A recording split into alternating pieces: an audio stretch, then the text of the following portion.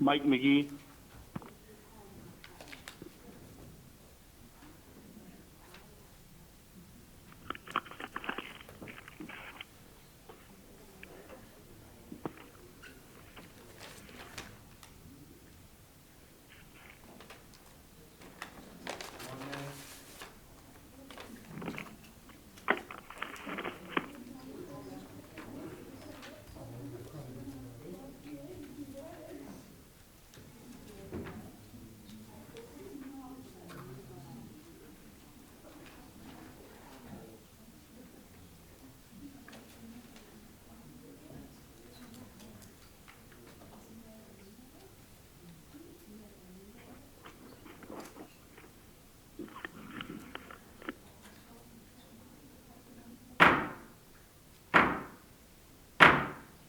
Call the February 8th Committee of the Whole meeting to order. The clerk will call the roll.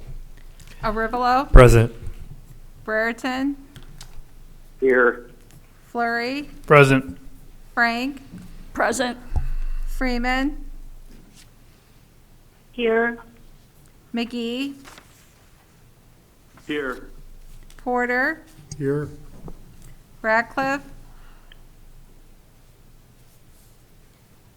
Ratcliffe, absent, Snow, Here. Stevens, Here. 9 present. Thank you very much. We have no one signed up for public comment this evening. And for public forum, we have Amanda Mail making a presentation that was requested by Alderman Porter concerning the status of things with the health department and COVID-19. She was calling in.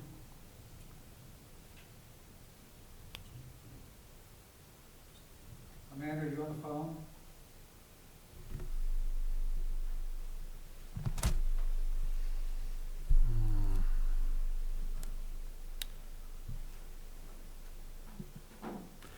Okay, well, if she calls in, then we'll have Amanda.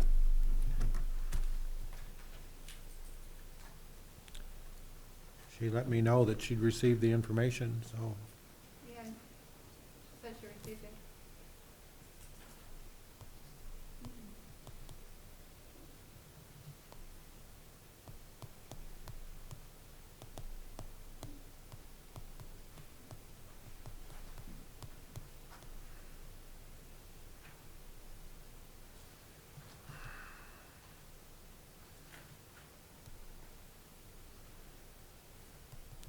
Give me a minute, I'll see if I can raise her.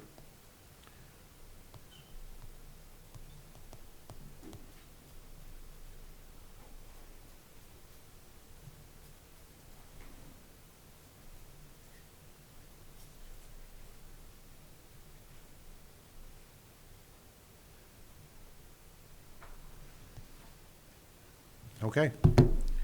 We'll see if she gets back to us. Okay.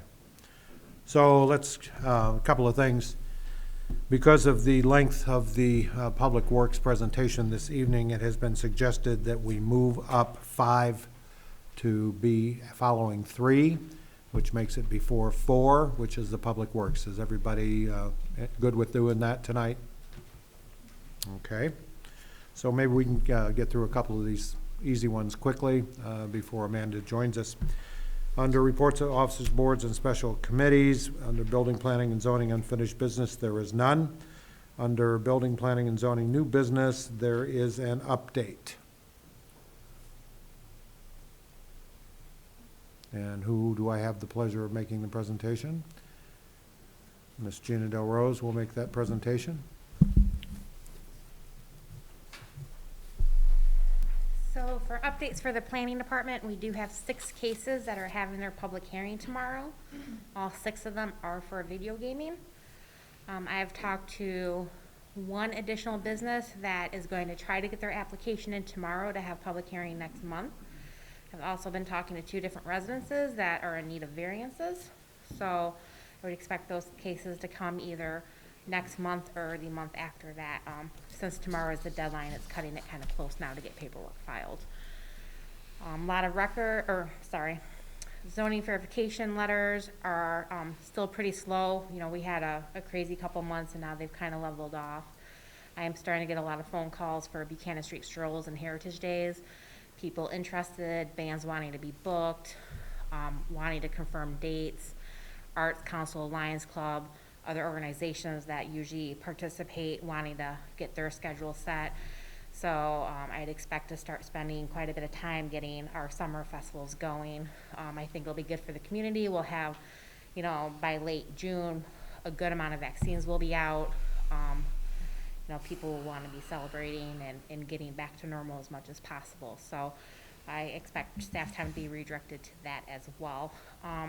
For Poplar Grove, there's actually a couple potential annexations that are still going back and forth, as well as their public works garage getting developed. So I've been spending some time with the village, helping them get that stuff situated. And that is the big stuff for the month. And then census numbers will be out pretty soon. So just for those that don't know, when the census numbers come out, we have to redistrict the city because all the wards have to be within, I think it's 10% population of each other. We won't know if they have to until the numbers. Yeah, until the numbers come out. So if the We wards, doesn't have to. yeah, if they have to be, populations have to be all within 10% of each other. So if one of the wards' population has changed, then we'll have to start messing with the lines. So that can be time consuming at times. So that hopefully will be done in the next couple months. That's it for now. Okay, well, thank you very much. Any questions for Ms. Delrose? Hearing none, we'll move on to B, special use extension for 1125 North State Street, which is the car wash.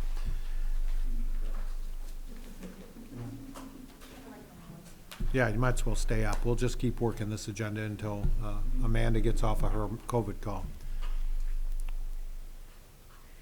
So I talked to Mr. Gunstein, who's doing the car wash on North State Street. I don't know if I told you before, we did get his engineering plans quite a bit ago, but never the architectural plans for the building. When I talked to him, he said it kind of stalled because of COVID. He runs several businesses and his focus was keeping his businesses afloat versus expanding. Now that the dust is settling, he has every intention of getting this project done this summer. So he is requesting a 1-year extension so that he has the summer to work on it. I'd entertain a motion. Snow will make that motion. Snow makes the motion. May I have a second? Second by Porter. Questions, comments, or further discussion concerning the motion now on the floor? Hearing none, all those in favor will, when your name is called, signify by saying aye. Those opposed, nay. Arivalo, Aye. Brereton, Aye. Flurry, Aye. Frank. Aye. Freeman, Aye. McGee, Aye. Porter, Aye. Snow. Snow, Aye. Stevens, Aye. 9 in favor.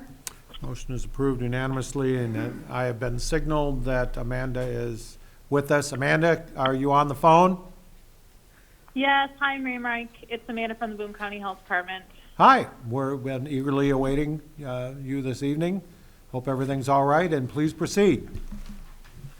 Yes. My apologies for being late. I was on an emergency COVID call that started at about 5 and just ended about 2 minutes ago. So my apologies, everyone, for keeping you waiting. No problem.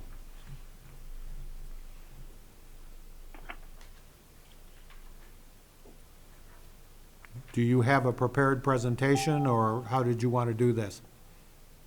Sure. I can just go over some updates on how things are going with the COVID-19 activities, both testing and vaccination, and also the monitoring of cases. Mr. Mayor, if that's okay with you. It's fine with me. How about the council? Are you fine with that? Everybody here is fine with it. Did Okay, you have great. something to add? Well, thank you so much. Alderman Frank? Ask if we had, Certainly, certainly. Please proceed. You have the floor, Amanda. It's okay to go ahead, sir? Yes, ma'am. Okay, thank you so much for, oh, hello? Okay. Okay. late comer to the meeting, Amanda, sorry. Go ahead. Oh, no problem. Thanks so much for having me. And again, my apologies for being just a few minutes late here. It's been nonstop all day. Happy to be with you all and just give you just a brief update per the mayor's request on current situational update and the activities going on with the Boone County Health Department to serve our local community. So I'll just talk a little bit about the case rates and the situation with case counts first. So we've seen a dramatic drop off in cases, which is always wonderful. We're still continuing to see deaths, unfortunately. Something that I've explained in some of my presentations recently is that the death rate is a lagging piece of data, right? So first we deal with an uptick in cases, then we deal with an uptick in hospitalizations, and then we deal with an uptick in deaths, unfortunately.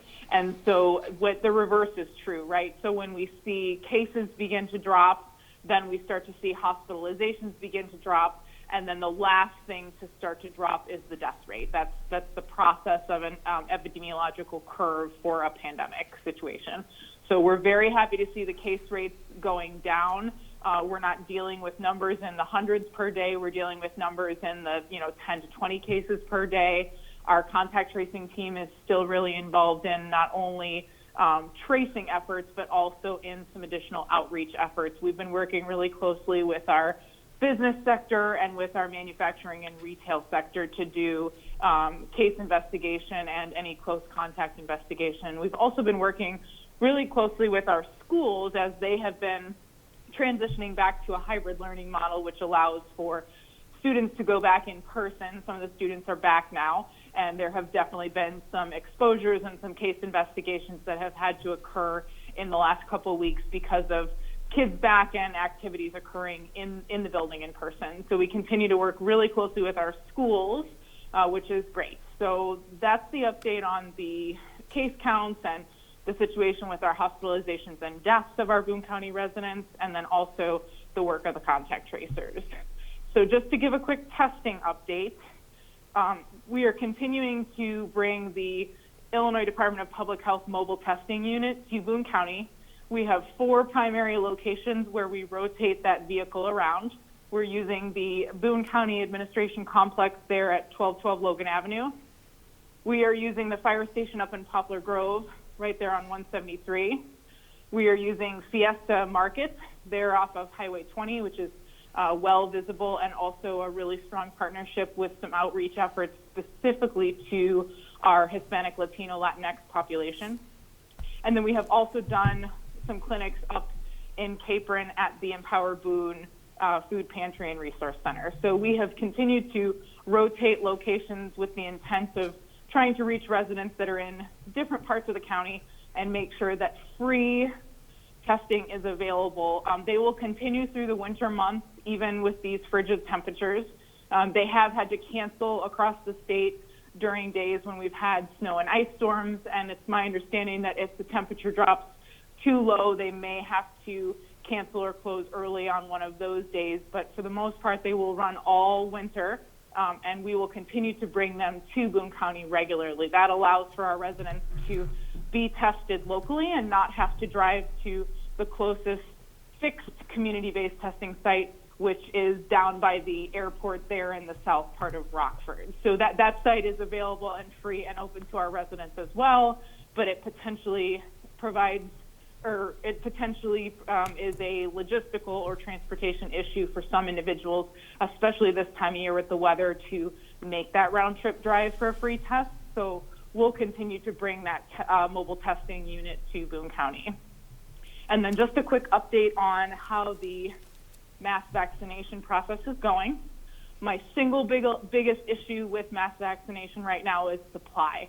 I simply don't have the doses that I need to allocate out to the partners that we have lined up to start helping us administer doses to Boone County residents. So if I was going to share with the council my biggest obstacle right now, it's getting the doses that we need to expand the efforts that we're already doing.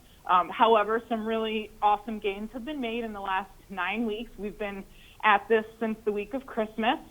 We've successfully worked our way through phase 1A of the Illinois State Vaccination Plan.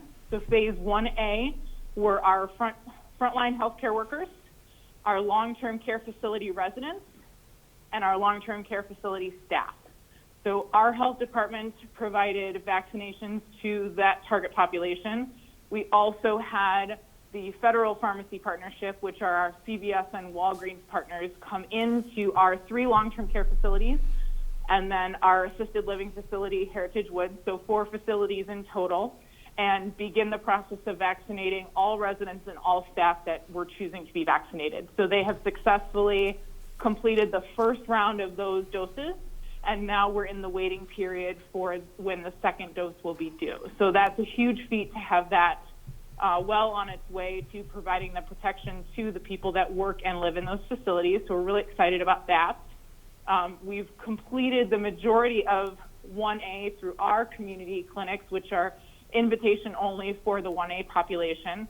And then on the 25th of January, we began to open up to 1B. So 1B, phase 1B, per the state of Illinois' mass vaccination plan, it's a very large group. It's 3.2 million individuals in the state of Illinois, and it includes essential workers, non-healthcare essential workers that were not part of 1A, and there are multiple categories within that essential workforce that we have to abide by as we roll out vaccinations to those target groups. So a few examples, and I will happily forward on to Sarah the current version of the mass vaccination plan that she, all of you after the meeting, if you want to read more information about that. This stuff is also all available on our website and also gets sent out as links and attachments to the daily data briefings that we continue to push out to all of our local leaders and community partners.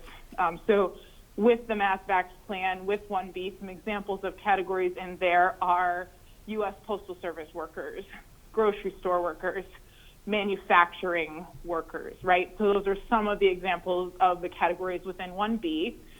Transportation is also in there. And then the other major category in 1B are the 65 and older population. So in Boone County, we have, according to the 2019 census data, 8,600 approximately of 65 and older within our population. And we know that some of those folks have been successfully vaccinated through the federal pharmacy partnership with CVS and Walgreens coming into our long-term care facilities and our assisted living facility. But we know that we still have thousands of folks in that category that are very interested in getting a vaccine. So again, as I mentioned, our biggest obstacle right now is getting the supply that we need to move quickly through phase 1B. However, the planning efforts are still ongoing and continue so that when more vaccine becomes available, and I have put some pressure on the state health department, I have requested on numerous occasions over the last 10 days additional supply. They have asked for our plans for how we plan to move that inventory quickly, and I have been pretty clear with them about what we plan to do. So we have several things happening at once so that when we're able to begin to take registration for clinics that are designed specifically for our 65 and older population, we will have several locations within Boone County. We will have the Keenage Center, which we're going to stand up as a semi-permanent location for a series of weeks, providing first and second doses to 65 and older only designed clinics, utilizing Keenage Center staff and health department staff overseeing that process. We're also going to be partnering with Meyer Pharmacy to make that happen as far as the running of the clinic and the distribution of the vaccine. They have committed to manpower to assist us with running safe mass clinics over a period of weeks that would allow us to vaccinate a large percentage of the seniors in our community. Then we also have O'Brien and Dobbins in Belvedere that is going to be a site for 65 and older. And then we have Snyder Pharmacy up in Poplar Grove that is also going to be a site for our 65 and older population. So by having a choice of 3 locations for our 65 and older crowd in Boone County, we hope to move our way through that population as quickly as possible. So that will occur really as soon as I have the doses that I need to allocate out so that we can run those clinics safely and efficiently. And then the health department will also continue to stand up clinics at our fire station site that we've been using since the end of December to continue to work our way through Phase 1B. We're also hosting closed points of distribution with our manufacturing corporations in Boone County. We ran a pilot last week with Chrysler FCA and Swedish American Hospital. It went extremely well. We were able to vaccinate a large number of our manufacturing plant workers. And tomorrow morning, we're hosting a conference call with the rest of our manufacturing industry in Boone County, allowing for a question and answer session on how the pilot went. And then we're going to move forward with the next steps for vaccinating the rest of the companies in Boone County that have manufacturing industry and the workers within those companies that would like to be vaccinated. So that kind of in a nutshell is where we're at. And again, my single biggest obstacle right now is waiting for additional supply. So Mayor Chamberlain, I'll turn it back to you. Okay. Alderman Snow has a couple comments Snow, or can you wait questions. just a minute, please? Alderman Porter had his hand up. Alderman Porter, you have a question? Yes, Amanda, thanks for the update. Really appreciate it. My question is, I've gotten a lot of questions from the 65 and older people in the county and the city.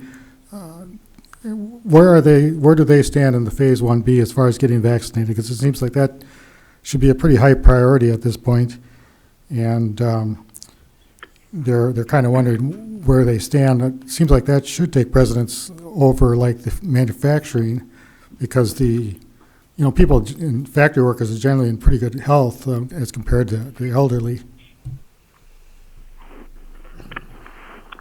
Sure. So the 65 and older population is a huge priority for sure for our department.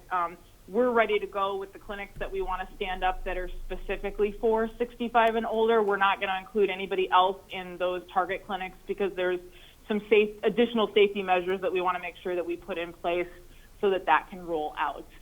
The manufacturing pilot partnership occurred last week so that we could also kick off the vaccination of the manufacturing sector. So in our contact tracing efforts over the last 6 to 9 months, the number one exposure location that we have seen by far, leaps and bounds above any other location within our community, is a factory setting.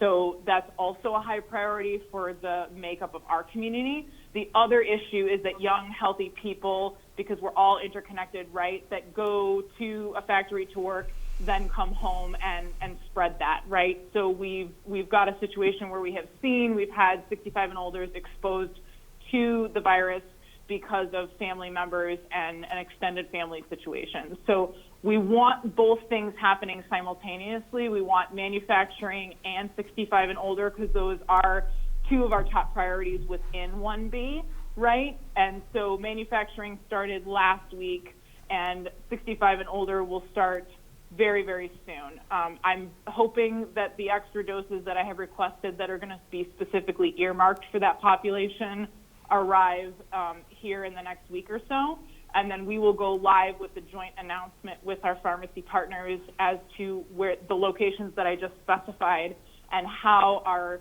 senior population can schedule their pre-registration and their appointments for those locations. We're going to be pushing that information out not only through social media and internet, but we're also going to be using print media. We're going to be using local news, and we're also going to have phone call and internet registration. So we're going to do our best, and we've been holding weekly calls with the Keen Age Center, and we've had seniors jump on every week to ask questions about the process, what can they expect, the timeline, and we've been pretty transparent with them on those calls about how this planning process is going. And in getting feedback from them and in talking with the other partners at the table that are working with this target population, we want to make sure that all of the work being done is not internet-based only, because we know that that will leave out segments of our 65 and older population who are more comfortable over the phone registering or calling for information. So we'll continue our weekly conference calls on Tuesdays at 10:30 with the Keen Age Center. And then when we open up the registration process, it will be internet and phone-based for this target audience. Okay, thanks, Amanda. That answers a lot of the questions. Thanks, I appreciate it. Alderman Snow, welcome. you have the floor. Okay, so I'm going to hit an uncomfortable topic at this point. So the doses that were used at the Chrysler plant to vaccinate, were they designated for Boone County? Because 80% of the people that work at Chrysler that got vaccinated potentially don't live in Boone County, and half of those that don't may even be coming from Wisconsin. So we in turn were giving all of our, quote, allocation of vaccinations to people who don't even live in our community. So if you could touch base on that and maybe air that out. For sure. So that question doesn't make me uncomfortable at all, number one. And number two, it's a really good question. So we do have people that are coming from all over the region to work at Chrysler, but they're also stopping at our gas stations, they're patronizing our grocery stores, they're socializing with people in our community, and they're potentially exposing Boone County residents. Second of all, the allocations that we receive in our county and the allocations that are received in other counties across the state of Illinois are designated for the population of Boone County that lives there and also the population of Boone County that works there. So for example, in 1A, when we began the process of vaccinating healthcare workers, we had a large percentage of our frontline healthcare workers that were actually vaccinated using Winnebago County Health Department stock because they are working for a healthcare system that is based in Rockford. So that partnership was awesome because we had all three of our hospitals running clinics that are Boone County residents who work in healthcare for a Rockford-based hospital system, or are individuals who are residing in other counties but are working in Boone County serving our people, getting vaccinated using Winnebago County Health Department doses, because that was how those clinics were stood up. So in talking with my colleagues across jurisdictional lines to make sure that not only are we taking care of our workers, but we're taking care of our population, it's coming out to be a net gain for everybody involved, whether we're vaccinating the workers that are part of our critical infrastructure so that we can keep that economy going, or whether we're vaccinating the residents that are physically living in our community. Thank you.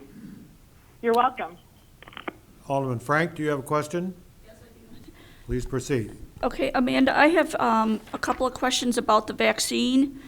Could you tell Sure. me how many kinds of vaccines, the brands, and are they all the two-shot vaccine? And are they all considered vaccine, or are some considered clinical trials? Great, that's a great question. So right now, on the market, available for distribution and vaccination, we have two companies. We have Pfizer and we have Moderna. They're both two-shot, two-dose series, and Pfizer is spread apart by 3 weeks or about 21 days, and Moderna is 4 weeks or 28 days. The major differences between the two is the way in which they have to be stored and the length of time in between the administration of the two doses. As far as the clinical trials that were conducted by both of those companies before they submitted their emergency use authorization to the FDA back in the middle of December, was the fact that they were 95+% effective. So each company did trials on approximately 40,000 individuals from a variety of ages, backgrounds. Some of those folks were elderly. Some of those folks had chronic medical conditions. Some of those folks had weakened immune systems. People from all age brackets except children. So the only population that clinical trials have not been completed on are minors, right? And so that's the main difference between the two vaccine, is the length of time between the doses and storage. But as far as efficacy and as far as the way in which the clinical trials were completed, they were done pretty much in parallel, pretty similar processes. We're hoping that Johnson & Johnson will be the third company that goes online with a product. The really exciting thing about Johnson & Johnson is it only requires one dose, and the refrigerator needs, the refrigerator capabilities for that vaccine are pretty straightforward. It doesn't require ultra-cold freezers. It doesn't require arrival frozen and then have to be thawed to refrigerator temperatures and then have to be thawed to room temperature. So it should be a pretty quick and effective vaccine to get into the arms of our residents. And if we could eliminate that second follow-up dose, it would be logistically a lot easier from the administration end and obviously a lot easier for the patient. Thank you, Amanda. I just have one more question. Could you tell me Sure. what is the brand that we are using in Boone County? So to date, our health department has been receiving Moderna only. The Rockford hospitals have been receiving Pfizer and Moderna. So we have some residents that have received Pfizer, and we have some residents that have received Moderna. The federal pharmacy partnership was using Pfizer, so our long-term care facilities received Pfizer doses when our CVS and Walgreens partners went into our long-term care facilities to vaccinate. So I would say it's a little bit of both. Our department's been exclusively handling Moderna because we do not have an ultra-cold freezer in-house. However, when we move into the work with our 65 and older designed clinics and when we bring Meyer Pharmacy on board, we will most likely be utilizing Pfizer because they have the capability with their strike team to deploy the equipment needed to handle vaccine at that temperature. Thank you. You're welcome. Who else might have a question for Amanda this evening? Amanda, thank you very much. We appreciate your time. We know how busy you are, and this was very informative. So go home and have some dinner. It's my pleasure. Did you need me to stay on for the intergovernmental agreement, Chief Woody? Yeah, Chief Woody would like you to stay on for that, sorry. Oh, okay, I just wanted to make sure. All right. Thank you very much, everybody, for having me. You're welcome. So we are currently in Planning and Zoning Department, and we solved B, the special use extension for 1125 North State. We have under C, a special use extension for 2183 Crystal Parkway, the car wash there. Hey, you want to give us a brief on that, Gina? And the applicant for the next three extensions is here too. We have more detailed questions. But for the car wash, Mr. Caldwell is actually in the process of obtaining his building permits now. He very well could get his permits in time, but figured better safe than sorry. So he is asking for the 1-year extension, although he is in the building permit process at the moment. May I have a motion to approve? Motion by Alderman Frank. Could I have a second, please? I'll second that. Second by Alderman Stevens. Questions or comments? Hearing none. All those in favor of approval of the extension will, when your name is called, signify by saying aye. Those opposed, nay. Brereton. Aye. Flurry. Aye. Frank. Aye. Freeman. Aye. McGee. Aye. Porter. Aye. Ratcliffe. Snow. Aye. Stevens. Aye. 10 in favor. It is unanimous, which brings us to item D, another special use extension for case number 2017-15, 300 South Main Street, the Iron and Coal Project. So again, this project was approved a couple of years ago.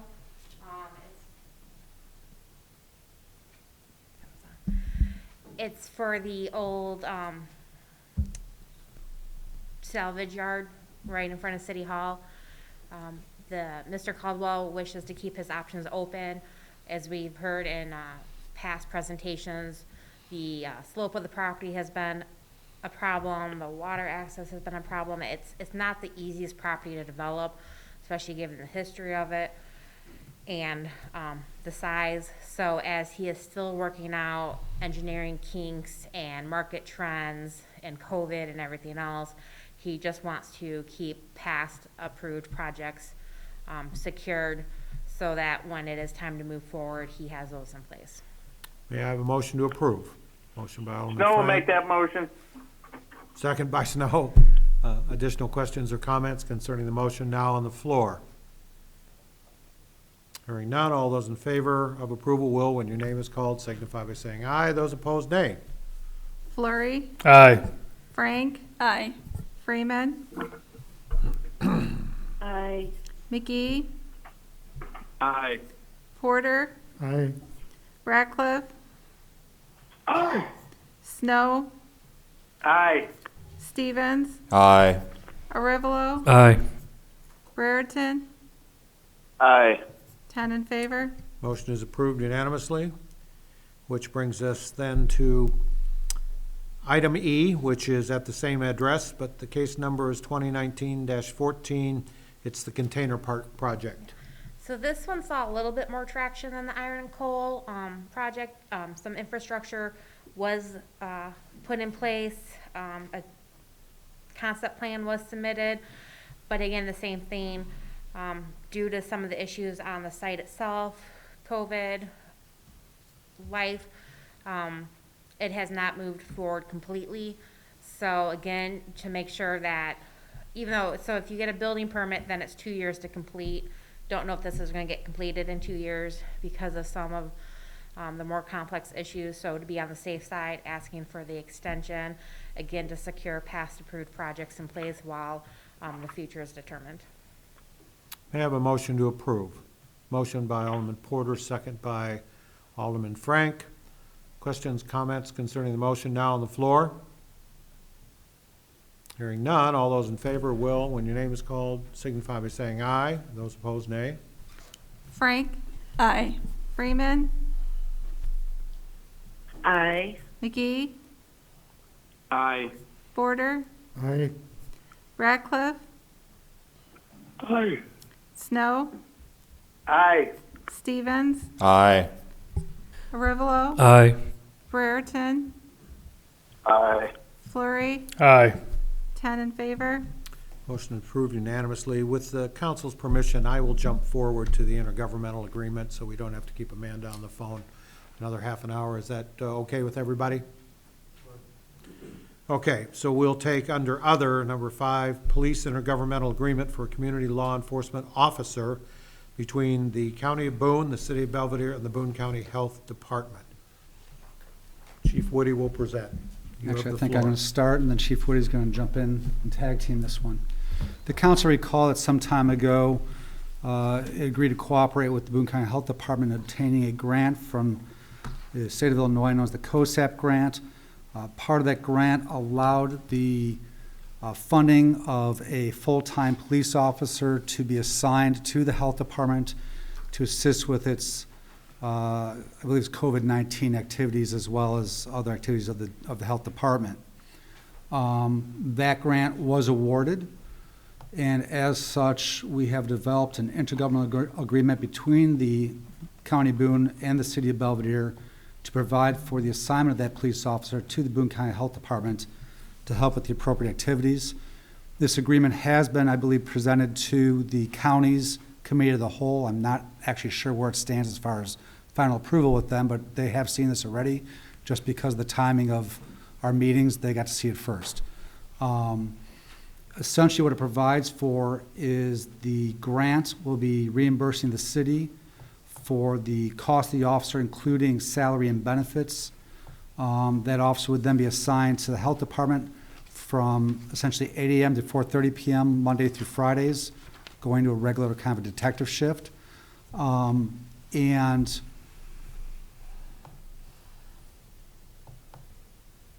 just so the council does understand, the officer, while assigned to the health department, is still available to the city on an emergent basis if needs arise. So obviously, if there's an emergency that requires the assistance of that officer for a non-health department event, you know, he'd be available or she'd be available to do that. No different than if that officer assigned to the health department needed another officer's help, an officer would be available to do that as well. I'll let Chief Woody expound if he needs to any further. No, just to reiterate, this was brought back beginning of May of 2020. Both the Health Department Behavioral Health Task Force and I kind of explained what the grant was about, that the Health Department was going to be applying for.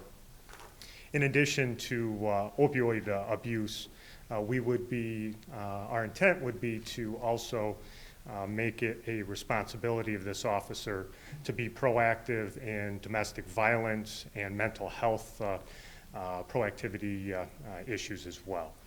So it's going to be beyond opioid abuse, but that is specifically what the grant's going to be for. And I apologize because I've got COVID on the brain, I guess, from the prior discussions. It really was a grant aimed at opioid abuse and other matters as well. Okay, questions or comments? Snow will make the motion to, question. Just a second, I'm Snow will make a sorry. motion to approve, and then I do have a question as well after Marcia. Okay. Snow has the motion to approve. May I have a second? Second by Porter. Please proceed, Mr. Snow. I guess my question is on page 2, number 4, it talks about the hours, and then B, it talks about overtime, and that he could be potentially subject to overtime, but it doesn't sound like the grant covers that cost. Is that correct?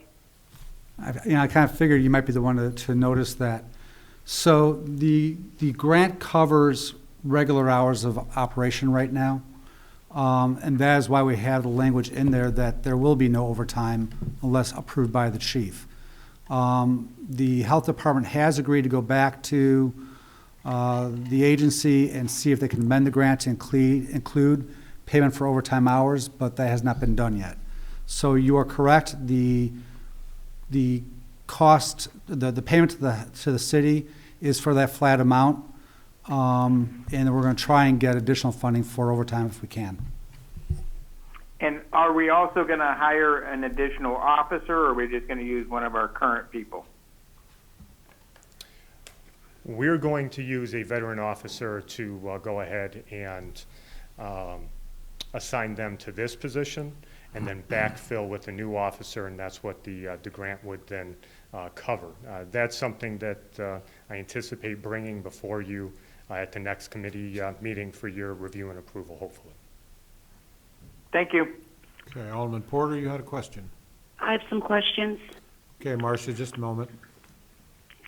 Okay, I was just wondering, you answered one of my questions. The other one was, is the grant have a sunset clause on it? I mean, how long is this going to pay for the officer's salary and that type of thing? Yeah, the grant is for a period of 3 years with the opportunity to re-up for an additional 3 years. So potentially 6 years at this particular point in time. Okay, Marcia, do you want to go next, and then Alderman Frank? Marcia? Did you say me? I did. Please proceed. Thank you. So I have multiple questions about this. My first question is, being how the health department is a county entity, why we would be using a Belvedere police officer and not one from the sheriff's department? The Sheriff's Department is participating in their core grant through the corrections facility.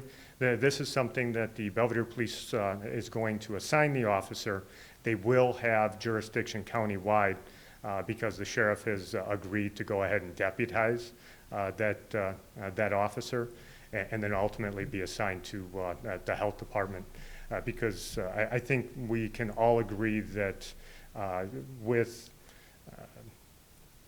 people being able to travel within the county, we're going to be able to hopefully address or be proactively addressing the opioid crisis.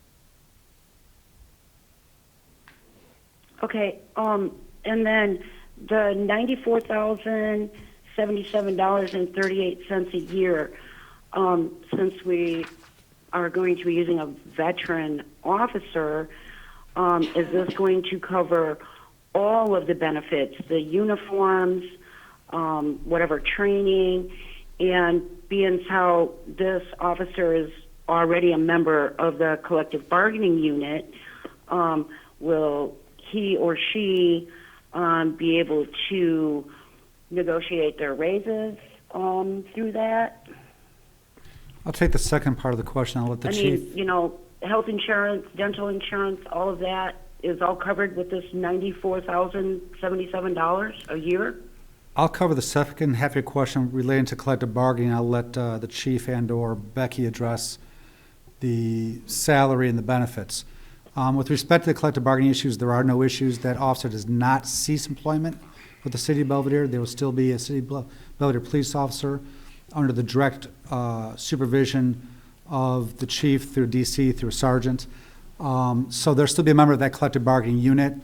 Whatever the rest of the bargaining unit members get will be the exact same thing that police officer receives. Chief and Rebecca, do you guys want to address the amounts? This would be no different than if we assigned somebody to the DEA task force. They're simply just assigned to a different assignment, but they still work for the police department, still covered under the contract, and they're still considered Belvedere police officers. They just have a different assignment that they're currently working. And that particular officer may not necessarily be in there for the duration of the 3 years. There may be promotions or other reasons why that officer could come out and then rotated back to whatever position within the police department. And then we would rotate somebody back through into the COSEP grant position. Now, as far as the funding for it, and Becky, correct me if I'm wrong, I believe we took an average officer, is that right? We took an average officer, or we take the starting? I think we took an average. I can't remember now, I've been doing so many different things.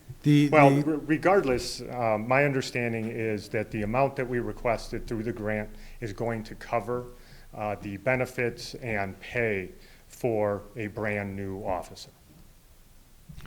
And this is Mike again, but perhaps this is most analogous to our school resource officer agreements with School District 100, whereby we place, at least in normal years, an officer within the school district schools. In fact, this agreement was based upon that SRO agreement with a couple of slight modifications because it is a health department, not a school district. But it's very, very similar and was based upon those SRO agreements that we have in place currently. And those are based off of averages, Okay. not starting. I guess it depends then on, how long whatever officer appointed has been with the force, because I'm sure that nobody's going to be taking a cut in pay to do this. And also, we have to account, they have uniforms and all of that along with it. So my concern is that this $94,077 is not going to cover the salary, the training, the pension, the benefits, and then how will it be if the city, if it does be more than that, is it going to be covered under the police budget? Is that going to have to come out of the police budget? Alderman Freeman, I think where the disconnect may be is that the city, absent hiring a new police officer, which is what Chief Wood will come to you with in a week or two, there is no additional cost to the city of Belvedere for this police officer. Whichever police officer we assign to that, we are incurring those costs pursuant to our collective bargaining agreement.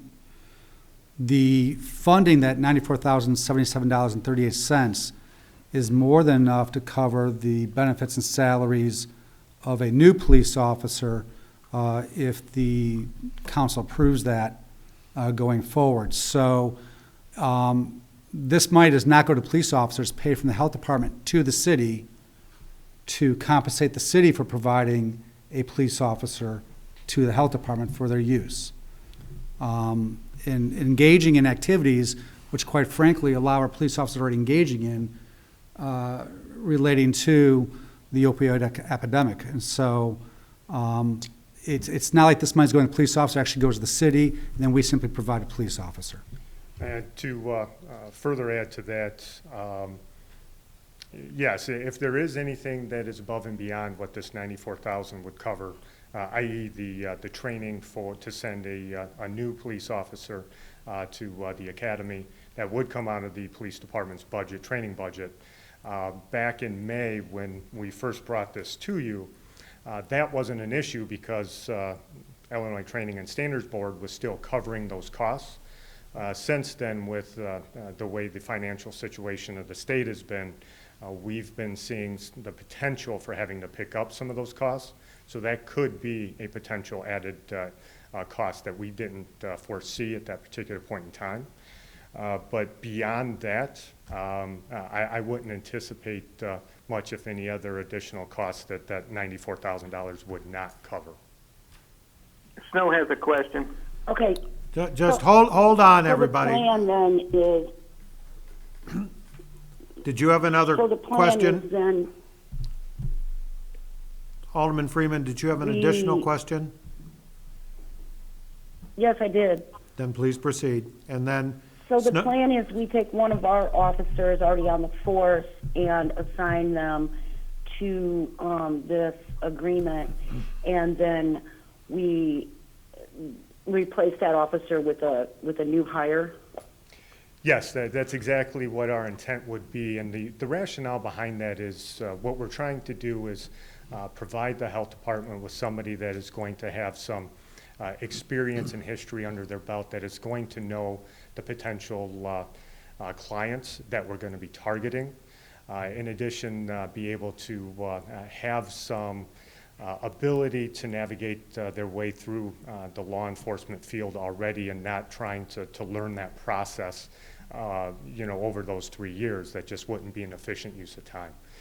So yes, the officer would be a veteran officer, and then the expectation would be that officer would also be reliant on other officers for information as far as who they think could be at-risk clients as well. okay. So then, if this only goes for 3 years, then the veteran officer goes back on the force. Then we have an extra officer. Would that officer just be added or laid off, or what? Are we looking for somebody to retire in the next 3 years, maybe? Yeah, and that is something that we covered when we originally presented it. I realized that it was back in May, so it's been a while. But that's exactly what we anticipate happening. We would bring it back before the council depending on what the circumstances were, and it would have to be a situation where either we rotate them out of the department as the lowest senior person, or we wait for somebody who is looking to retire soon, or if the council is in a better position financially, you could potentially agree just to keep a 44th officer. Okay, thank you. That's all I had. I'm sorry. Okay, Alderman Snow, Alderman Frank had a question first, and then it's you. Alderman Frank, please proceed. I have actually 5 questions, but Marcia answered 1, so maybe 4. How big of a problem is the opioid problem in Belvedere, or in Boone County? Amanda, I'll let you answer that one. So our current data indicates that the fatal overdose rate is still higher than the state average. I know that we're seeing other drugs besides just opioids, and the nice thing about this second grant that we're receiving, to add to what the chief and staff have already mentioned, is that it does allow us to address opioids, but we're also able to address other substance use if necessary. The other thing that I know that we have a huge struggle with in our community, in addition to challenges with alcohol, are the challenges that we face with domestic violence. I know that our domestic violence rates are pretty high, and the grant has allowed us to address some of the indicators that lead people to behaviors such as substance use and abuse. And we have made a case for the fact that this officer will be able to help address some of the other social emotional issues that families are facing that lead to substance use and abuse. So I think we're going to be able to do more than just address the opioid crisis. I think we're going to be able to address some of those other social emotional issues that go on within the family unit that would be very beneficial for our community to have an experienced officer, to the chief's point, to help our core navigator, our peer navigator, address out in the community and try to prevent it from getting to the point where more of your officers are involved on a regular basis with a family that may just need some additional diversion and prevention strategies targeting some of their other social emotional needs. Okay. The second question would be for you, Amanda, and the chief, because you both can weigh in on this. the stance a couple of years ago was to get Narcan to save the overdose victims, and now we've changed it to enforcing, like trying to find out where the problem lies and then maybe enforce that. So is that what we're doing? We're trying to enforce it now that we know where the problem is? No, what we're trying to do, Alderman Frank, is it's a multi-pronged approach. So with Narcan, we're trying to save lives reactively. With this program, what we're trying to do is be proactive. Identify those high-risk clients, engage them, and try and turn them into substance abuse programs that hopefully get them rehabilitated before the use of Narcan is ever necessary. Okay, I like that. That's simplified. Okay, now, will this officer, will he work with the detectives? Because I know our detectives are pretty good about catching where drugs deals are going on, so will they work together? The expectation is that this officer is going to be assigned to community policing under Deputy Chief Wallace, but we would expect that officer to work with everybody within our department, depending on what is going to be most beneficial to solving whatever problem they're trying to tackle. Okay. And then, when do we need to come to an agreement on this? Like soon? On this intergovernmental agreement? This is the agreement that was negotiated at the staff level and that the county board is already reviewing and approving. Okay, so when will we need to vote on this? Now.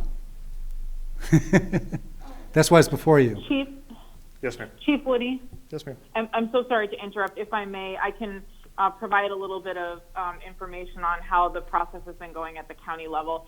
So the intergovernmental agreement went to the Board of Health on February 1st, and then it went to the Committee of the Whole Administrative and Legislative Committee of the County Board on the 4th.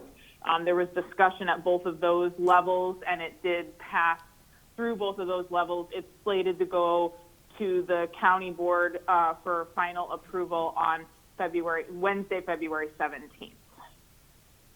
So this is the beginning of the process.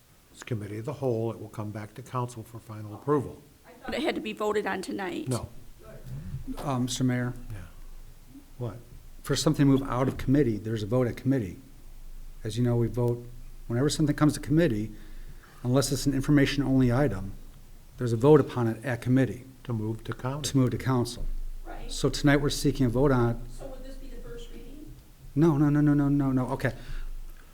You cannot act as a city council at a committee meeting. You can never take a final vote at a committee meeting. Okay. It is legally impossible, with one exception in collective bargaining issues. So the vote tonight simply advances the city council. There will not be a second reading because it's not an ordinance. So at your next meeting would be when it will be presented for a final vote. Ordinances have a first and second reading. Okay. Alderman Porter. Okay, forgive me if you covered this and I missed it, but is the officer going to receive special training for this position from like the mental health officials? Yeah, there will be additional training, and some of that cost is covered within the grant. We're going to rely on the health department, behavioral health task force officials to assist us in identifying what training would be most beneficial. But there would be additional training that could be necessary. We do have some officers on the department that have a background in this type of intervention already. So that may obviously be a consideration when we're looking at which person to go ahead and assign to this position. Please continue. Okay, one other question then. So do you think this will help in situations like where, say somebody's on PCP and they're, acting crazy? This will help de-escalate the situation then more? All I can really say to answer that is it's possible. And I would say that based off, depending on what type of relationship that this officer could have with that client already. Now, it depends on what type of reaction somebody under that type of influence is having, because a lot of times when you're dealing with somebody like that, you're not dealing with a rational person. So it really is a case-by-case basis. But if there is a pre-established relationship with that individual already, there is a possibility that that could help to de-escalate that situation. Any other questions or comments? Snow had a question. Just a minute. Hopefully, is it possible we can have a canine as a precaution, just in case officer needs backup? At least he has a canine to assist him. All of our resources are going to be available to all of our other officers, whether it be our, city or county. So if the canine is available, that's always going to be a resource that they could utilize. And if it's not one of our canines, the county's been great about assisting us in those circumstances as well. Thank you. Alderman Snow? So the infamous question that it all sounds well and good, and I'm not opposed to this, but the underlying issue in the long run is whether we wind up with an extra officer for a period of time and it winds up becoming a permanent fixture in that regard, then the city is on the extended cost of pension. And I just want to touch base on that topic, that every time we add a permanent person or somebody who could end up being a permanent person, there's a liability with the pension funding, and we already have big issues in the first place. I'm just tossing that out there as a topic. Again, I'm not opposed to this. Obviously, I made the motion, but I just want to throw that out there. I guess the question you have to ask yourself is, why did we, 3 years ago, have to form an opioid task force and get a $600,000 grant from the Department of Justice to deal with a problem, because we have a definite problem. And what's more important is solving that problem or an officer's salary. In the real world, you have to look at what is the most important thing, and that would be up to a vote of the council at this point. If they don't think when this comes back that you want to put yourself in that position. Nobody has a crystal ball here. And quite frankly, we have officers retiring all the time. And so the idea would be, when somebody retires, this officer would become a permanent member of the police force, and we'd be at the same recommended strength we have now. This was an opportunity to get an officer funded that we do not have the funding to do, to be a partner in this opioid task force. I've been a member that sat on this table since the health department went down this road, and the amount of the hundreds and hundreds of hours that went into researching this and talking to the jail population and researching what are the best practices that are done in other communities and where they have had success. So we arrived at this particular place, and we were lucky enough to be able to procure some funding to implement this. One death from somebody ODing on anything is one too many. And we have people who die even after several doses of Narcan are administered. We also have an ongoing program where everybody in this room can learn how to administer Narcan and have a Narcan pen, so in case they encounter something like that with a family member or a friend or just out in the community, that you can maybe save a life. So I think that this is well worth an officer's salary, and these grants typically run in cycles and are renewable.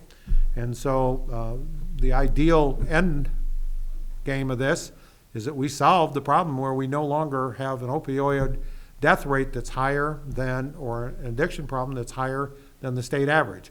I'd like it to get to zero. That's not reasonable, but let's do the best we can to help our fellow citizens that have these kinds of issues. Somebody else? I had one more question. Just a minute. Wendy had one more, I think.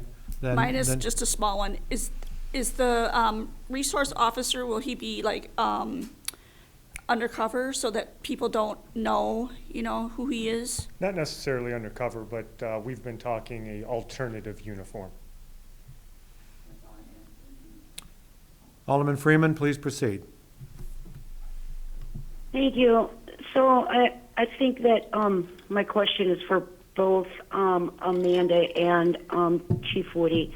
On page 1, the second whereas from the bottom, it says the department and the city agree it's beneficial to identify prospective clients who may be misusing opioids or using other illicit drugs in an attempt to provide the drug-involved client with an opportunity to receive treatment prior to an arrest. So does this mean that this officer will be, I don't want to say targeting, but interacting with these individuals not to arrest them and not to be going out on like domestic violence calls and arresting people, but rather giving them the opportunity to get into some type of treatment rather than go to jail? And how will that work? The officer will just say, hey, buddy, you want to go to jail or do you want to go into treatment? And then they have to show up at treatment, otherwise they get picked up and put in jail, or how's that going to work, Chief? No, and there's different. And where would the treatment be? Well, to answer that question, Rosecrans is also a partner in this grant opportunity as well. So we've been working with them on those types of logistical questions, on how to go about best serving the clients that we identify that need their assistance. But it would be my intent of this particular program, as far as our involvement, is identifying proactively these clients before any arrest situation ever comes into play. Not in lieu of an arrest, but trying to identify them long before that's ever a situation that we have to deal with. Okay, so treatment programs aren't cheap, and a lot of these people either don't have insurance or don't have adequate insurance. So what if treatment isn't a cost-effective option for them? Amanda, can you take that one? As far as treatment being or not being cost effective? Yeah. Yeah, a lot of them either are underinsured or don't have any insurance at all. Yeah, for sure. So far, the core program navigator, the gentleman that we hired in May of 2020, he's been extremely successful assisting people from all different backgrounds and also people with all different levels of insurance and or no insurance, getting connected and linked to care and services that they need. He would be working hand in hand with this officer, so some of the logistics and the coordination of care component would fall on the program navigator that would be working hand in hand with this officer. And what we've seen so far is that he's been pretty successful to the point where he's even been able to help somebody apply for Medicaid or apply for insurance under the Affordable Care Act because he came to us with a skill set in that.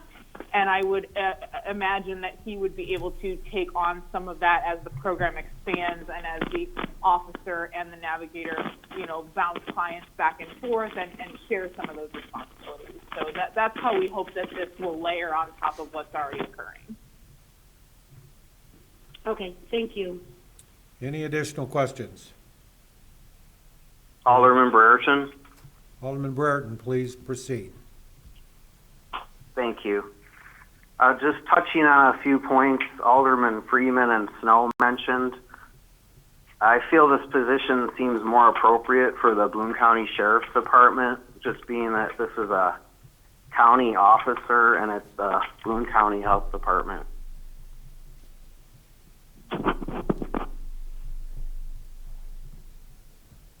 Anybody else? This task force was a joint task force of the county and the city, the entire county, if you will, both law enforcement groups, public safety building, the health department. The health department doesn't serve just the county.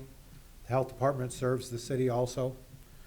This is a joint program for all of our citizens across the breadth of enforcement and intervention in the county. And if I may, Mr. Mayor, when Amanda approached the police department with this opportunity, it was something that I looked at as just that, opportunity for our community policing program to, again, expand and go in a different direction and maybe take a different approach to some of the problems that we're seeing within our community. And with the sheriff being willing to deputize one of our officers, really, I guess, aside from maybe the financial standpoint, which I understand, we have officers on our department that have a rich background in this type of service already, and it just seemed like something that would be appropriate for our department to handle. Alderman Frank? So it sounds like we already hired him? No, ma'am. Oh, it sounded like Amanda said we hired him in May of 2020. No, this is somebody the health department No, hired no, to be my the apologies. I was speaking about the core program navigator. So we have a current Department of Justice grant. We applied for a second one, and we were awarded the second one last fall. So we have 2 full-time positions that are funded through the core program. This is the COSAP grant, which is the second grant, and we want to layer this service delivery model on top of what we already have so that it's more comprehensive and more interconnected to serve more people more efficiently. And then that saves us money and time and lives down the road for everybody who's involved. Alderman Porter? I have one more question for Amanda. Just a moment, Alderman Porter had a question first. Well, not a question, just more comment. I think we have to also keep in mind that almost half the population of Boone County actually live in Belvedere, so I think that's important to remember that. And I venture to say that, correct me if I'm wrong, but probably the most of the problems are in the city and not as opposed to being out in the county. Amanda, did you want to comment on that?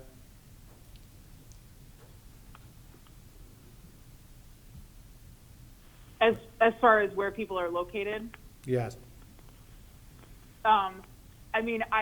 Population-wise, we're going to have more cases and more clients within the city of Belvedere than outside, just due to sheer numbers and population. We do have folks that are, all across the county that need these services, but our current program navigator, which is different than this community law enforcement officer, goes all over the county and serves people within the city, and then serves people outside of the city limits. So I think it's very dual purpose, but as most of our programs go, the majority, we have larger percentages of clientele that are within the city limits just because it's more heavily populated.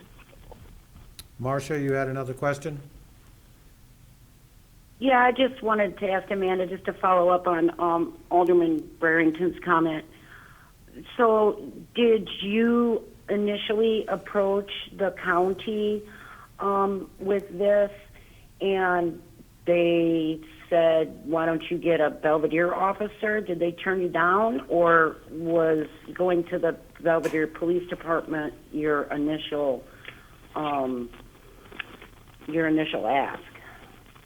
So the Behavioral Health Task Force has been around since April of 2017, and we've had city and county partners around the table since the beginning. So we've had city police and we've had county sheriff, as well as other city and county departments participating in this since 2017. The first grant that we received awarded money primarily to these 2 program positions, the core program manager and the core program navigator, and then it awarded funding for an expansion of services and programming within the Boone County Jail, of which the Boone County Sheriff's Department was extremely involved. So in building a model that serves the entire population of Boone County, we want to make sure we're taking into consideration the services and the skills that everybody sitting around the table has to offer. And so it was a collective decision as we worked our way through our needs assessment and the sequential intercept map model, which I believe I've presented at previous meetings to you all, sort of how we worked our way through the needs and the services that we believe the overall population has. It was then decided as a joint effort to have the Belvedere Police Department participate in the application for this grant. We want to make sure that local partners are receiving portions of these federal dollars with the skill sets that they have, that they bring to the table, that we can best utilize to work on these issues from a systems level, right? Because it's all interconnected, right? City lines and county lines and all that stuff. You know, people are crossing those all the time to participate in behaviors that are potentially detrimental to their families and to their health, right? So everybody's been working on this together from the beginning, and I feel pretty comfortable with, you know, the chief's thoughts on, you know, his department being a good fit for the community law enforcement model. And I really look to the law enforcement partners around the table to tell me who they think is best and how we fit the puzzle pieces together. Thank you. Thank you. Alderman Fleury. So we had some good discussion on it, but if we can kind of go back to the beginning of what we're looking at here. At the end of the day, what we're looking at is we're getting an extra officer on the force. That's not going to cost the city anything. That's going to be at least 3 years where we're going to have an additional officer fighting this opioid problem, as well as domestic abuse and some other things that we can use them for. And then at the end of 3 years, possibly we could have the grant extended, so it could be 6 years. And then at that point, hopefully someone retires, or unfortunately we might have to let this officer go. But most likely in 6 years, one of our officers are going to retire. And then basically we've got an extra officer for 6 years that hasn't cost the city an extra dime. That was the original intent with the exit strategy that we had previously discussed, yes. Thank you. Anyone else have a comment or a question? Hearing none, all those in favor of approval of the motion that's now on the floor will, when your name is called, signify by saying aye. Those opposed, nay. Freeman. Aye. McGee. Aye. Porter. Aye. Ratcliffe. Aye. Snow. Snow. Aye. Thank you. Stevens. Aye. Arivalo. Aye. Brereton. No. Flurry. Aye. Frank. Aye. 9 in favor. Motion is approved. Thank you, ladies and gentlemen, which then, and thank you, Amanda. I think that that was the last thing that needed your participation this evening, and thank you again for taking your valuable time to spend with us. So, No problem there, and thanks Chief Woody, and thanks to all the folks on the City Council. you bet. So next, under F, we have Building Department update. Oh, I thought we were doing you and then doing that. Okay. Go ahead, Fire Department. All right. Thank you, Mayor. The Belvedere Fire Department has taken part in a regional grant request to provide radios that will allow for more coverage reliability and interoperability. There's a cost share of 10%. There may be additional sources of funding for the cost share. Belvedere's cost share would be $17,480.96, and it would be paid from the capital fund. Snow will make that motion. I have a motion by Snow. Do I have a second? Second by Fleury. Questions, comments, or further discussion? Mr. Mayor, it might be appropriate. Snow made a motion, but nobody actually stated the motion. The motion on the chief's memorandum was to apply for the Assistance to Firefighters Grant and authorize the fire chief to sign the memorandum of understanding with Boone County Fire Districts 1, 2, and 3. That's what I was approving. Okay, thank you. And was that what you were seconding? Yes. Motion is second. Questions or comments concerning the motion now on the floor? Alderman Frank. I just have one question. In just a moment, Alderman Frank is first. I was wondering if Chief Heiser could explain, like, why the other, why we're all involved. Could you explain the other three, like District 1, District 2? Right. Sure. Yep. Good question. And Captain Chadle's here with us. He's our IT guy, so he'll explain it to you. Thank you. Yeah. Alderman Frank, so this is a regional project because dispatch happens regionally. It's the Boone County 911 dispatch handles all communications county-wide. So right now, especially in the outskirts of the county, there's a lot of communication gaps. And also all over throughout the city, unit to unit, there's a lot of communication gaps. So we're missing communications about if assistance is needed, or if a call is diverted, or if a unit went, and the things that as a shift commander I'm trying to manage. A lot of times I either don't hear it or have to get information relayed through dispatch. To answer your question about why it's county-wide, because that system is built by the county, and the current system is a VHF system, and there's no backup. So as the board, the 911 board, trying to discuss possible options to close those communication gaps, we have two choices. The one choice is to build our own towers and rely on voter sites to enhance the communication throughout the county in various places. We'd have to maintain those and do various things to do that, but VHF is older technology. Since that, a lot of has been invested by Motorola into Starcom 21, which is a digital radio system, works a lot like cell towers. And PD transitioned to that some time ago. And so it's either all or none. So the regional grant, the AFG grant, is something that the fire department can apply for one department at a time. But since every department is affected in the county, there's five of us, City of Belvedere, the 3 fire districts, and Cape and Rescue would all have to have Starcom radios to use that Starcom 21 network. Okay, so it's strictly for communication that you're gonna use it for, and then are you gonna have enough money, or are you gonna still need more money from the 174,000? So how the AFG grant works is that whatever the cost of the project is, the units or the units of government have to have a 10% cost share.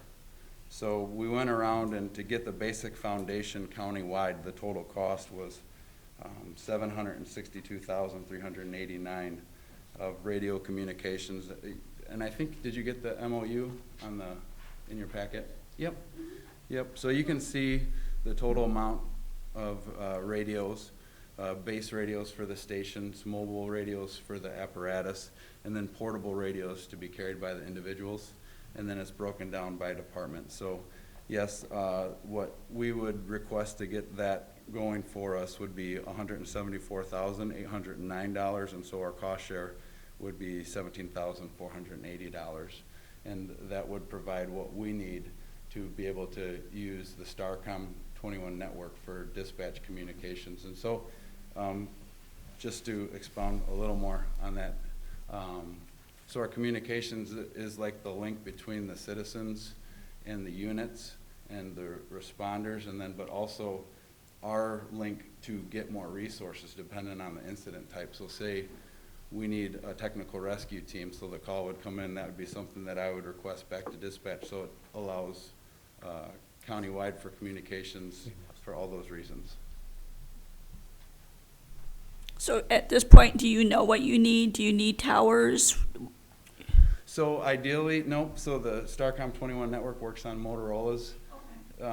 They're similar to cell towers. The nice thing about that is their reliability is extremely high. And then the other nice thing about that, if a tornado comes and wipes the towers down, they drive up with vans and antennas and take care of it. If it was our own county's towers and things like that, we would be responsible for that. One other real advantage to going to this is right now we don't have a backup. If VHF goes down, we don't have a suitable backup on the fire department. So if we had the Starcom, then our VHF would then be backup. And Starcom, just to let you guys know, is only used on communications between the units and dispatch. And so anytime we're on a fire scene, we'd be on our VHF radios, because those radios talk radio to radio, and it doesn't need a tower. So it also, there's other reasons too, but those would be for dispatch communications. In line with your question, the police department, the sheriff's department have already transitioned to Starcom radios. It's using the same infrastructure. The These are just radios, I assume on different frequency, to allow fire to talk to the dispatch center. More question? So when would the time frame be? Are you thinking spring? So the AFG grant is due Friday, so I'll be with your approval and the chief signing the, so basically what we're asking for is permission to apply for the grant tonight. And then the MOU is really important for the regional grant because all the other chiefs are giving us permission to apply for the grant on their behalf and then distribute the money to them. So it's actually, the MOU has a lot more bearing on them, but the permission for Chief Heiser to sign so we can submit the grant on our behalf and be a part of that.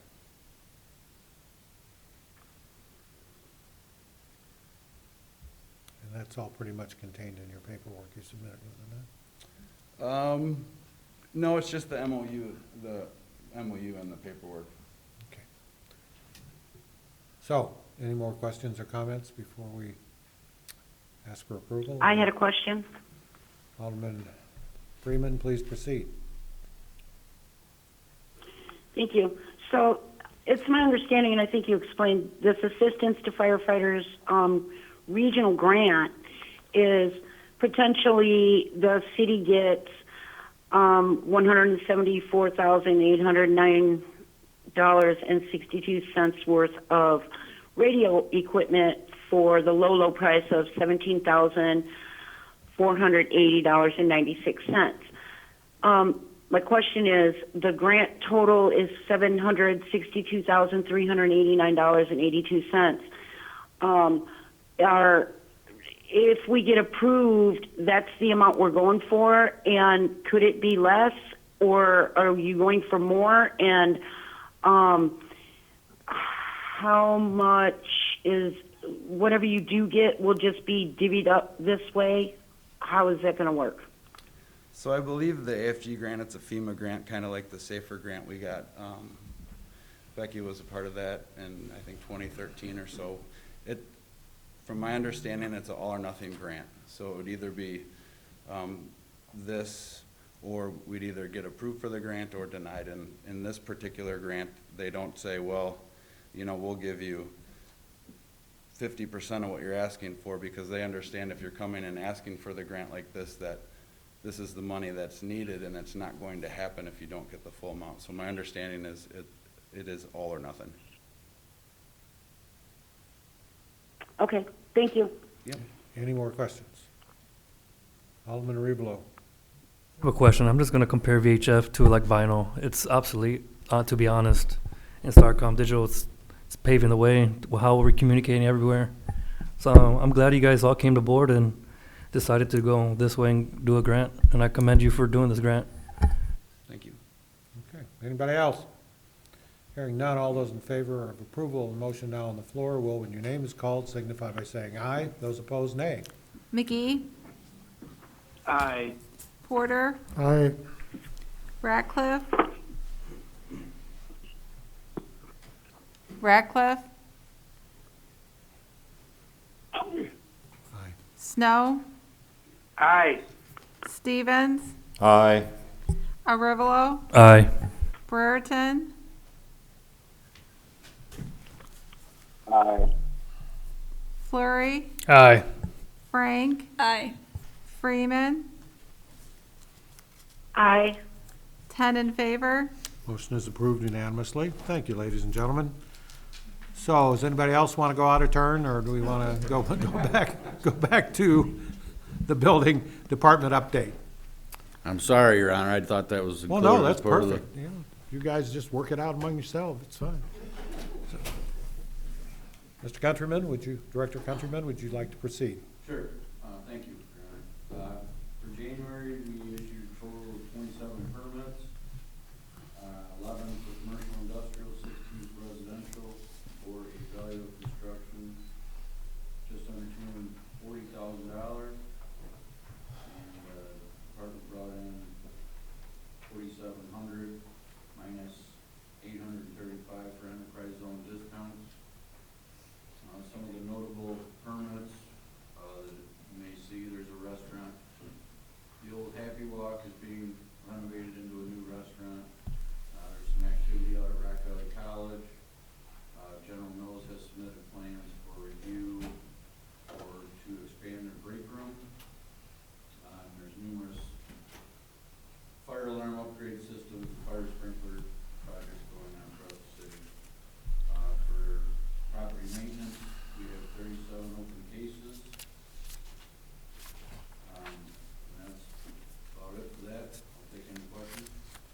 Questions for the director? Well, hearing none, thank you for the update, and we'll move on to the financial year 2022 community development budget.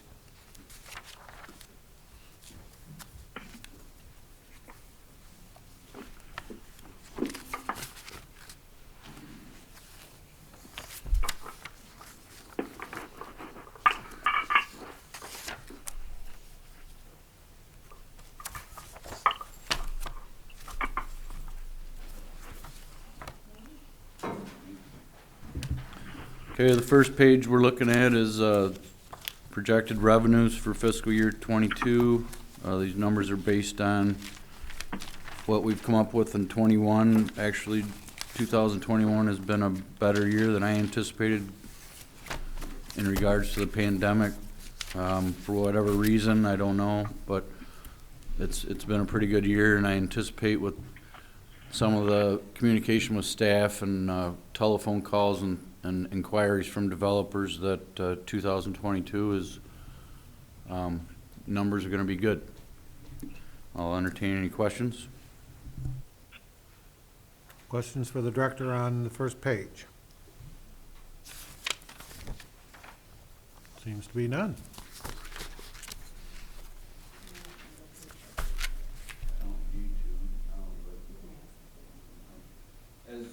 As we go through this, the next pages is breaking down building permits, electric permits, and so down this first page. Does anybody have any of the pages in particular on top of? Are you going by a formula, or are these actual numbers that you're going by, that you?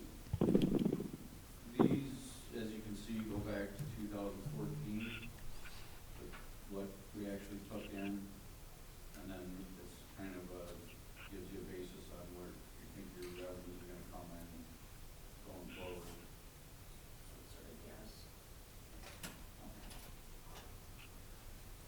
I will say some of it is. I mean, when we go through it, we do try. If you know that something's going to happen, if you know there's going to be a development, if you know a project's going to happen, we budget for that. If you don't know, I always tell them I'd rather them budget on the low side, and then we are surprised when the revenues are higher. So I try and tell them to be conservative in their estimates.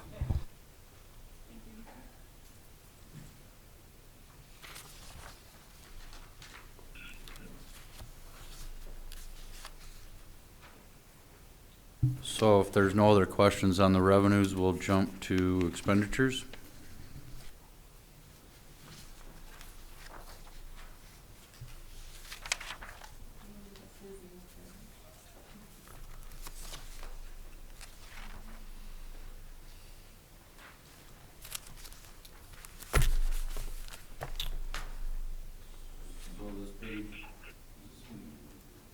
So this page breaks down the salaries of the staff, the FICA, the IMRF, health insurance expenses, dental insurance, unemployment, training conferences, equipment maintenance and repair, maintenance of vehicles, professional services, telephones, postage, printing, contracted services, office supplies, gas and oil, miscellaneous expenses and operating, well, that's a zero. Well, if anybody has any questions.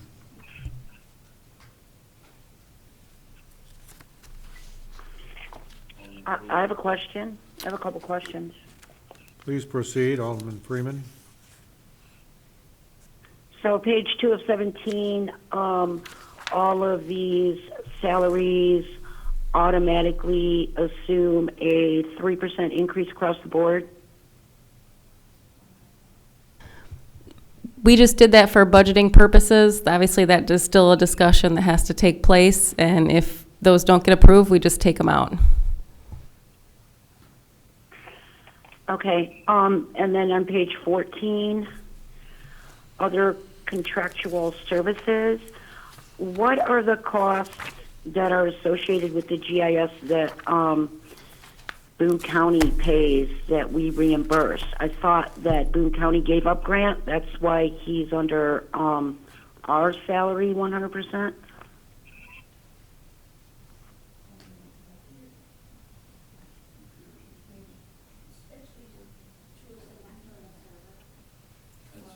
That's the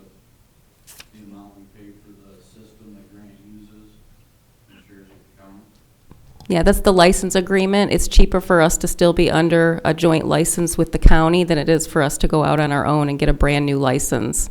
So if you remember, we had a GIS agreement that was voted on, I'm not sure, 3, 4, 5 months ago?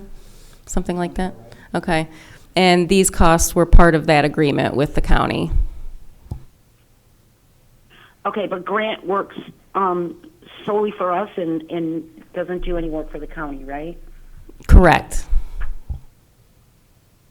Okay, thank you. Alderman Porter?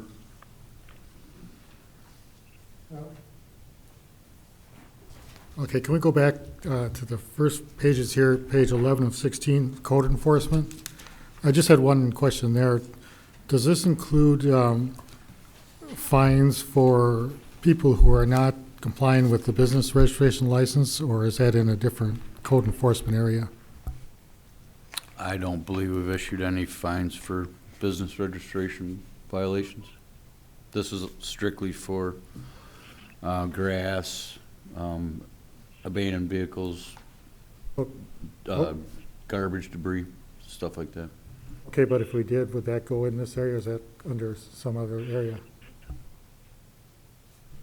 That would not fall under this. That would fall under, there's a business registration revenue line item. I imagine if we did fine, it would go under that line item.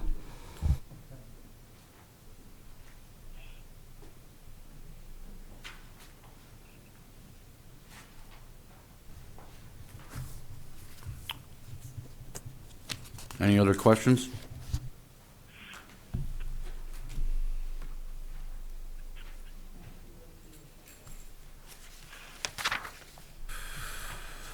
Okay, and the last page, the community development currently has a plotter, and after discussing with the city planner and the GIS specialist, they are beginning to have issues with it. So we just put this in here as an item to down the road. We are probably going to have to address this situation sooner than later.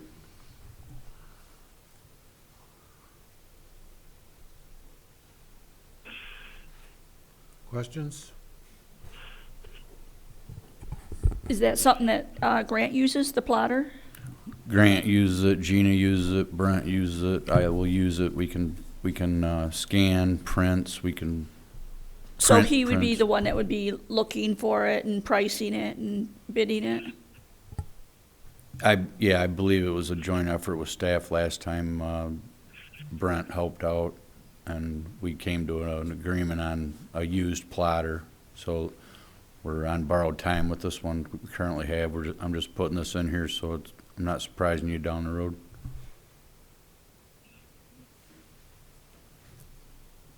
Additional questions? Okay, if not, we'll thank you. Thank you. Director. And we will move on to, I guess we're at number 3, unfinished business, and this will stay on the table. Stormwater utility implementation phasing will remain tabled, which then brings us to Public Works, new business. Update from Public Works Director Brent Anderson. Director Anderson, you have the floor.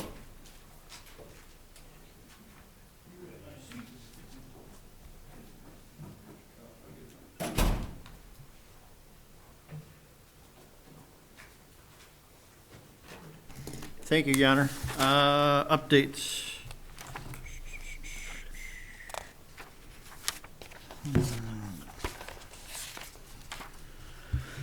Start off with the street department. We have previously discussed about using environmentally friendlier salt, mainly in the downtown area on our sidewalks. And Mother Nature has been gracious enough to provide us with ample opportunity to test the different types of safe salt options that we've previously discussed. We've tested each of those material types on both the State Street and the Main Street Bridge. And we will be replacing our standard sodium chloride pellet with the simple and safe pellet mix that seemed to work the best out of the alternatives that we reviewed. And we will still mix the simple and safe with the Pelledow pellets, The Pelledow is the, I'll call it the high-energy salt mix, works at the lowest temperatures possible, so the combination of those two will be good. We will use up the remainder of our simple sodium chloride pellet, and then once that's used up, we will be mixing on a 50-50 mix ratio with the simple and safe mix. Estimated cost difference for a typical winter would probably about $1,000 for the year for that change. But we had the straight urea did not work really well. We do have a couple more bags of that left, so we will be mixing that in to use that up. But when we're done with the changeover, we will be utilizing the simple and safe pellet mix. Alderman Snow has a question. Are we just doing this for the downtown district? Is that correct? Correct. We're doing it in the areas that where we are salting the sidewalks, where we have the snow removal, so it's within the quote unquote the streetscape area mainly. Thank you. Additional questions for the director? Next update would be on our capital projects, and we'll talk a little bit more about this when we get to that part in the budget tonight. But just to let you know, Region 1 Planning Council has announced the next round of surface transportation block grant funds for the planning area. And the amount this year is higher than normal. They have $9,680,305 available for this grant round. Typically, they're a little over $3 million, but this year they've have additional sums. Applications are due February 22nd. The city will be submitting an application for the widening of Appleton Road to complete the 4-lane pavement from north of Appleton Road, Locust Street intersection to the US Route 20 interchange. This project was chosen because it's the most shovel-ready of our qualifying projects and will provide immediate benefit to the Stellantis transportation network. Stellantis, it's still hard to say. It's the former, or the new name for Chrysler FCA. All the right-of-way to allow for this widening has been previously acquired, as well as most of the preliminary engineering has been completed. The estimated cost of the project is $6.9 million. This grant, if awarded, would pay for 80% of the cost, $5,520,000, with local funds paying 20% of the cost for $1,380,000. So that's upcoming. And then finally, municipal landfill number 2, we have completed the gas discharge testing of our flare, and the results indicate that we will be able to apply for a registration of smaller sources, is known as a ROS permit from the IEPA, which will allow us to shut off the flame portion of the flare. The ventilation system will still operate, but it will be vented to the atmosphere and not have to be burned, which will result in a cost savings to both the city and the county, as well as reduction in documentation and paperwork as well. So there's certainly a value to that as well. That's my Public Works update, if there's any questions. Questions for the director? Alderman Frank, please proceed. Brett, because you were getting more money than you thought, $9 million for transportation, and you're doing the widening of Appleton for 6.9, will there be some extra money that you can put towards Harrison Avenue? No. The grant, the amount of grant that R1 has available for all of the agencies within Boone and Winnebago counties is the $9,680,305. We are going to make an application. We were going to submit a project to apply for funding. Will be our Appleton Road widening. The cost of that project is $6.9 million. So there's no extra dollars. We're just applying for our project, which is estimated cost of $6.9 million. And I can maybe clear up this a little bit. Normally, it's about $3.2 million a year. The last 2 rounds, the money was not awarded for a particular project. And so the 6.4 plus 3.2 that's coming in July this year makes the $9 million. And when they rated these projects 2 years ago, the Appleton Road project was the highest rated project that met the qualifications for funding. We're talking to the county about doing a joint project, considering this a joint project, just like we did with our part of doing the bridge. they got the grant for the bridge and we did the street work over there. So this is something we're looking at as a cooperative, and from what we understand, we have a pretty good chance of perhaps getting this, so. And a little further background, the CDBG funds, back in the day before we became part of the metropolitan planning area for Winnebago and Boone counties, there was FAU and FAS funds through the state of Illinois. And we used to get an allotment, an annual allotment, based on our mileage of those designated roadways within our jurisdiction. When we became part of R1, or RATS originally, as it used to be known, that monies then went to the planning agency, and then we basically now have to apply for that funding for these types of projects. So when I mentioned it was a qualifying project, there's only certain roadways within our jurisdiction that we can apply these funds for, Appleton being one of them. Okay. Any more questions concerning this item? Please proceed. All right, next up is the ordinance amending Appendix A fees relating to frozen water meters of the City of Belvedere Municipal Code. Again, a copy of which was in your packet. Basically, we are adding a additional fee for the frozen iPearl meter. The reason for that is the old meters, I'll refer them to the old meters, other than iPearl meters, are all metal-based meters, and they came with a freeze plate included. When meter would freeze, if the occasion happened where it actually froze, temperatures got cold enough for the water to freeze, then that freeze plate would burst, and the only repair that had to be made was that freeze plate, and that cost is $50, and that's what's established by ordinance. So right now, our ordinance only allows for a frozen meter cost recoup of $50. With the installation of the new iPearl meters, as that program progresses, we had an instance here recently where we had a first of our iPearl meters that actually froze. Because they're all plastic-based, they don't have a freeze plate. They basically break however they break, so the whole meter has to be replaced. The cost of that new iPearl meter is $195. That is why I'm asking for an addition be made to the fee structure to include the cost of replacement of a frozen iPearl meter is $195. May I have a motion to that effect? I'll make that motion. Motion by Alderman Stevens. May I have a second, please?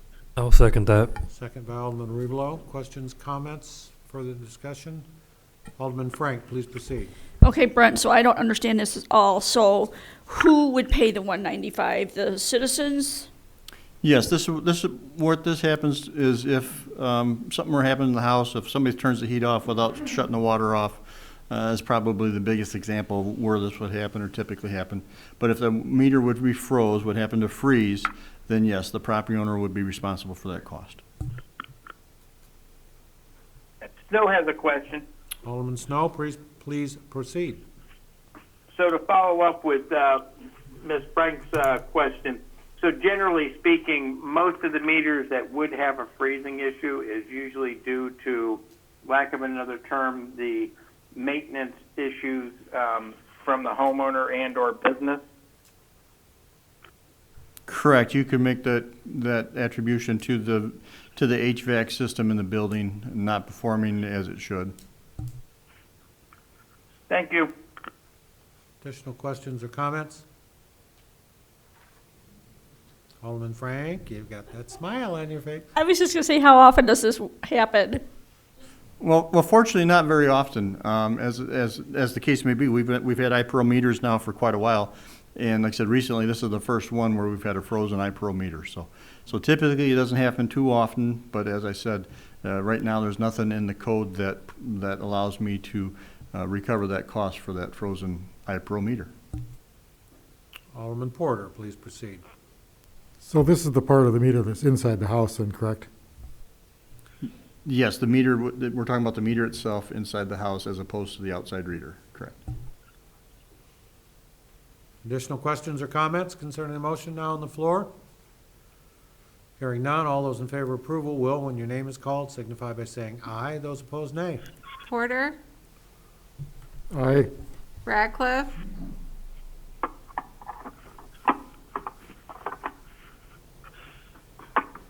Tom? Ratcliffe? Snow, Aye. Stevens, Aye. Arivalo, Aye. Brereton, Aye. Flurry, Aye. Frank, Aye. Freeman, Aye. McGee, Aye. 9 in favor. Motion is passed. Takes us to item C. Next up, a copy of ordinance in your packet. There was a Scrivener's error in section 114.303F of the City of Belvedere Municipal Code. If you go to that section of the code currently and look at that, it's kind of like stops right in mid-sentence. So in order to get that fixed, the ordinance here needs to be passed so we can submit that to the codifier to make that correction. Maintenance and repair, the owner of the premises served by the sanitary sewer system shall properly maintain the operation of and shall repair the building, sewer, or lateral line located on private property. The city owns and maintains the portion of the building, sewer, or lateral line located in the public right-of-way. Again, just to clean up a Scrivener's error that we found in the current edition of our code book. I'll entertain a motion to approve. I'll make that a motion. No, make that motion. Motion by Arivalo, second by Snow. Questions, comments, or further discussion concerning the motion now I on have the a floor? question. Please proceed, Alderman Freeman. So this isn't changing anything, correct? That's correct. That doesn't change anything. Like I said, if you go to that current code section and read it right now, it kind of just stops in mid-sentence, so it doesn't make any sense. So this just cleans that up from an error that occurred in printing. Right. Additional questions or comments? Thank you. Hearing none, all those in favor of approval will, when your name is called, signify by saying aye. Those opposed, nay. Ratcliffe, Snow, Aye. Stevens, Aye. Arivalo, Aye. Brereton, Aye. Flurry, Aye. Frank, Aye. Freeman, Aye.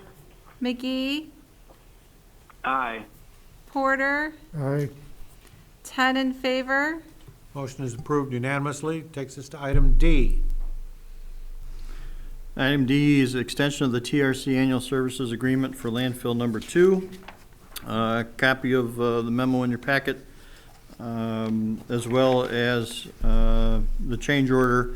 At this time, they have proposed and extend their 2020 Annual Services Agreement for landfill number 2 to July 31st, 2021. There's some funding available left over from last year's budget, so we thought it was more appropriate at this point in time to do an extension of the current agreement at this point as opposed to a new agreement for the entire year. They are currently, with the change in county administration, the new administrator will be meeting with the Illinois EPA to review status of landfill number 2. And hopefully, based on those discussions, perhaps we'll have a framework for further reductions in work effort at landfill number 2. Again, which is another reason why we would prefer the extension to be done at this time. So if we do come to some sort of agreement with the IEPA, then those changes can be reflected in going forward in new work orders. One of the things that's listed in here, preparation of the corrective action evaluation report, area emission report, and the O&M of the leachate landfill gas recovery system. So the area emission report will be something that we no longer have to do once that ROS is, that we talked about earlier tonight, once that ROS is approved through the EPA. That is one of that paperwork items I mentioned that we won't have to do anymore. So I would recommend approval of extending the 2020 landfill number 2 annual service agreement with TRC until July 31st, 2021.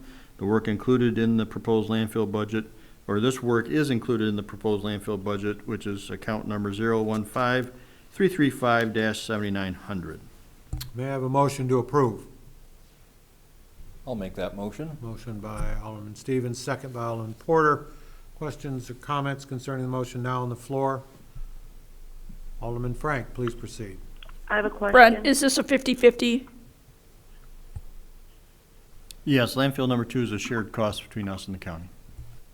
Alderman Freeman, please proceed, then Alderman Porter. Yeah.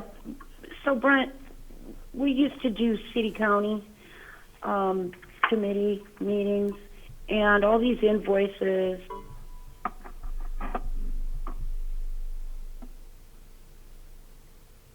I think she may have inadvertently cut herself off because I heard a beep.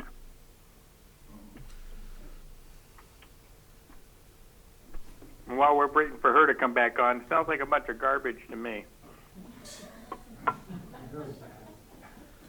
Hey, I had to get that in. Sorry. I got nobody holding me back now, so. Alderman Porter, you had a question? Go ahead, Alderman Porter. Yeah, just a dumb question. Which landfill is landfill 2? Landfill number 2 is on property owned by the county, out the county farm on Illinois Route 76.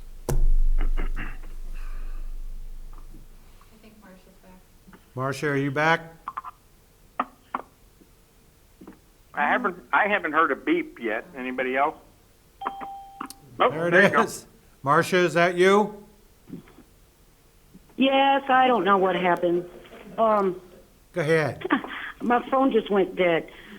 So my question is, where are all these invoices going? Do they just come to you and then we just have a line item in our budget that you just pay them with? Because they used to be, they used to get approval at the city county and then they would come to city council for approval. And we don't see those anymore.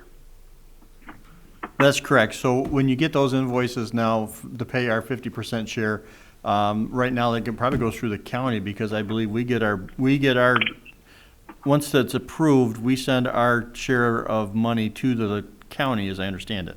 So the way it works is the county has the budget for landfill number 2, and then twice a year they bill the city for our portion. So for the last few years it's been $50,000. So every 6 months they'll send us a bill for $25,000, and then all of the bills are paid out of that share. So their budget is approved December 1. So I have to reach out to them and figure out how much they are planning on requesting from us so that we know what to budget in our new fiscal year, since we have different fiscal years than the county. And to that, Marcia, I have already spoken with their new administrator to discuss restarting the city-county coordinating committee, because we think that that was a valuable tool for everybody, for their folks and our folks too. So more on that later. So theoretically then, Marcia, in line with your question, as outlined in the change order, the remaining budget amounts from the 2020 agreement is the $1,380 under Task 4, previously identified Task 4, and then $4,740 under Task number 7. So the thought is that the extension to the date in the agreement will be covered by those remaining funds. Okay, thank you. Okay, and didn't we have someone else? Okay, perhaps not. So, all those in favor of approval of the motion that's now on the floor will, when your name is called, signify by saying aye. Those opposed, nay. Snow, Aye. Stevens, Aye. Arivalo, Aye. Brereton, Aye. Flurry, Aye. Frank, Aye. Freeman, Aye. McGee, Aye. Porter, Aye. Ratcliffe, 10 in favor. Motion is approved unanimously, brings us to item E. Item E is the Kishwaukee River Belvedere Dam License Agreement with the state DNR. It's a 5-year agreement, so it's up for renewal currently, and it's basically $100 a year fee or $500 total for a lease agreement for a storm sewer, 21-inch storm sewer that services Belvedere Public right-of-way that empties into the Kishwaukee River going across property owned by the state. So again, these are five-year agreements, and it's up for renewal this year. I would recommend approval of the Belvedere Dam agreement based on the cost of $500 to be paid to the Department of Natural Resources. I have a motion to approve. I have a motion by Alderman Porter. May I have a second, please? Alderman Fleury, questions, comments, or further discussion concerning the motion now on the floor? Yes, Alderman Frank. Brent, so it's just basically by the dam that feeds into the river? Yes, it comes out actually downstream of the dam. Additional questions or comments? None. All those in favor of approval of the motion now on the floor will, when your name is called, signify by saying aye. Those opposed, nay. Stevens? Aye. Arivalo? Aye. Brereton? Aye. Flurry? Aye. Frank? Aye. Freeman? Aye. McGee? Aye. Porter? Aye. Ratcliffe? Aye. Snow? Aye. 10 in favor. Motion is approved unanimously. And so up next, we have the Public Works budget. At this point, I would entertain a recess for 10 minutes because we got a couple of more hours tonight. And so everybody should probably take an opportunity to use the facility and get a bottle of ice water or a drink of water or something. So is that okay? Take a stretch. We'll resume at 10 after 8.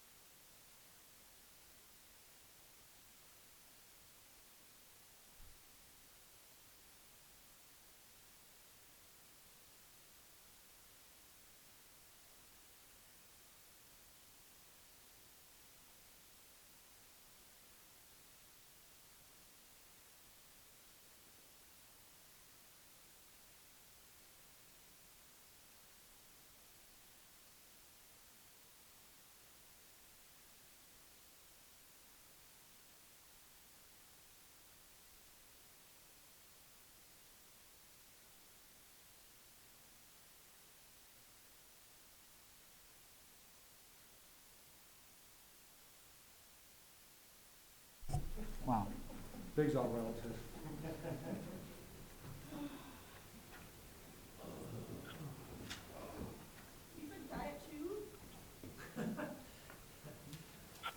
Sticking.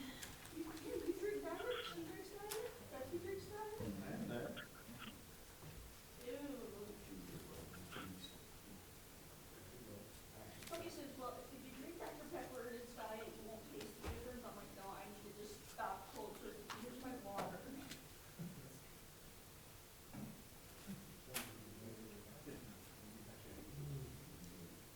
Then I have a chocolate drawer. I can't have this small. Becky. Al, oh no, Al's back there now. Computer operator. I can operate the computer, but my bill.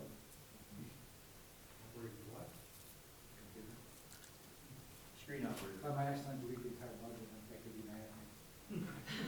There she is.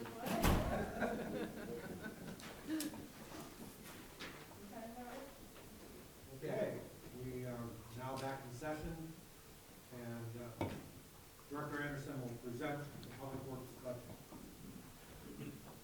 Thank you, Your Honor. I'll try to make this as, I guess, quick as possible. We just have Brent, before several. you start, may I recommend we do just a quick roll call, at least for those at home, so we know everybody's back on the phone? Thank you.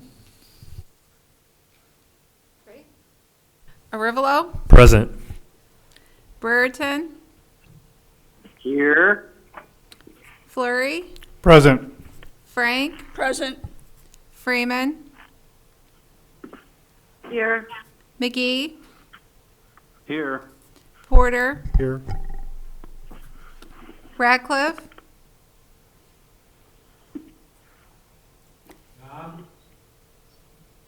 Ratcliffe, Snow, Aye. Here. Stevens, Aye, here. 10 present.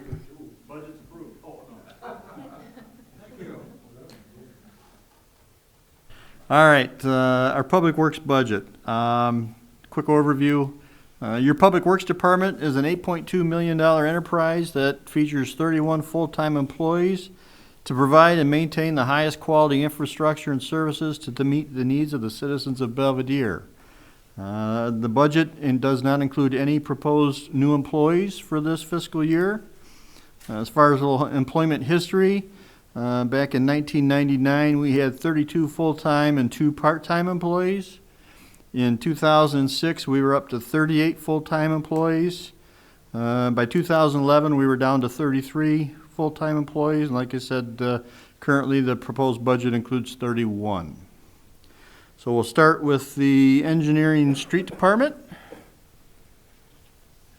Page 1 of 24 provides the overview for both of those departments with comparables. We'll go down line item by line item, but just, I guess, take note that total street department expenses down there at the towards the bottom is a less than 1% increase, and that does include a 3% salary increase for by contract.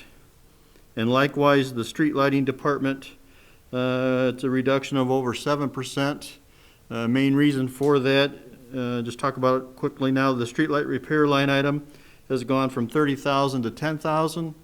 That's directly due to the fact that we are now all LED lights. All of our city-owned street light system is all LED, as well as even ComEd has completed all of their transformation of their owned utilities lighting to LED as well. So the LEDs are much more energy efficient, much less costly to maintain. Therefore, you're seeing that savings in the budget. Page 2 of 24, engineering services. The $27,000 is the same as last year. It includes stormwater master plan and base mapping for stormwater systems, site review fees, and professional fees for consulting fees, miscellaneous of $17,000, again, the same as last year. And I will I will go through these. If there's any questions on each one of these, please ask. Engineering costs, subdivision expenses, it's 10,000, same as last year, and that's basically a plug number, however. Those are for new subdivisions. Unfortunately, we haven't had too many of those lately. So those fees are typically paid for by the developers. So whatever kind of expense we have that comes out of this line item, it's usually a reimbursable, which is ultimately paid for by developers. We have the potential, hopefully this year, we may actually see a subdivision or two coming to the city, so that would be a good thing. Engineering office supplies. Budget last year was $7,600. Our proposed budget this year is $7,200, so it's a little bit of a cost reduction, which was in actually the uniform services portion for the Public Works Director. The current rates for that is the $1,500 as opposed to $1,900 that was budgeted last year. And that's what makes up the components for the engineering portion of that budget, which there's no questions. We'll go on to the street department. Salaries of $703,850. If you notice, the budget last year was $694. That's less than a 3% increase. But the reason for that is that with retirements and with new employees are cheaper than long-term employees, and that's what's referenced. That's what you see there in that cost. Overtime. Proposed overtime is the same as last year. Overtime for Public Works Department, no matter which department it is basically weather related.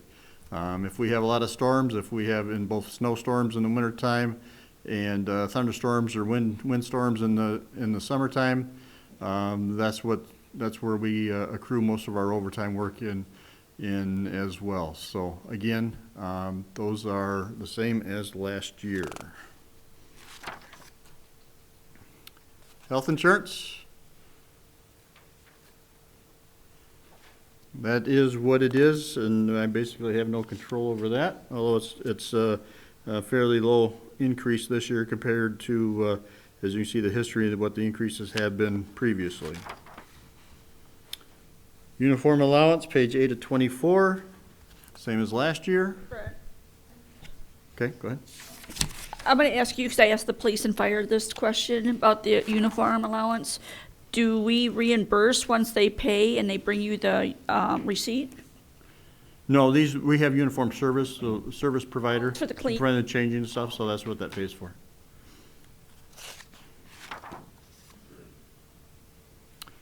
Next line item is training. $1,500, same as last year, and that's, again, some of the training we do is MS4 for stormwater work, and as well as arborist tree trimming and pruning methods as well. Repair maintenance of storm drains, $30,000, same as last year.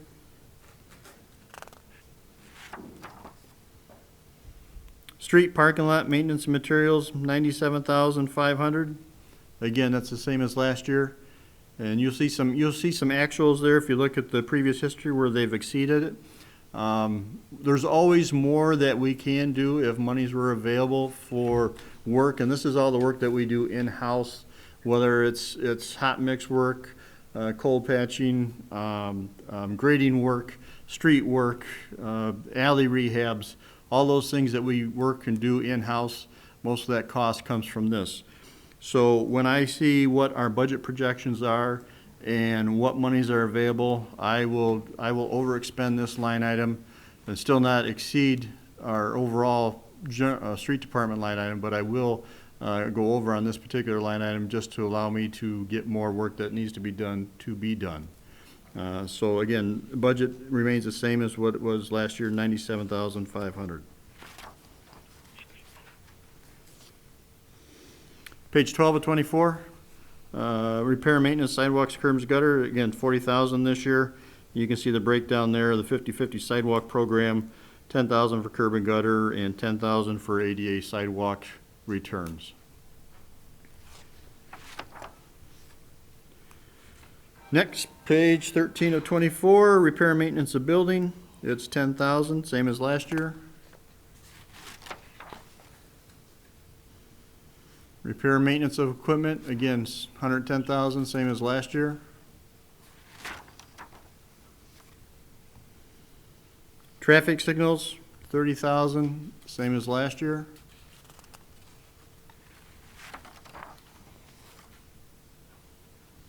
Telephone utilities, $8,000, same as last year. Next line item is leaf cleanup and removal, 12,000, same as last year, and that includes the branch grinding. That's usually the major expense that we have to do. And looking at the pile this fall, it depends on what kind of storm damage we get next year, whether or not we'll have to grind early. We may be able to hold off grinding until we complete our fall branch pickup next year, but we'll just have to see what Mother Nature does to us during over the summer months coming up. Office supplies for the street department, again, 6,000, same as last year.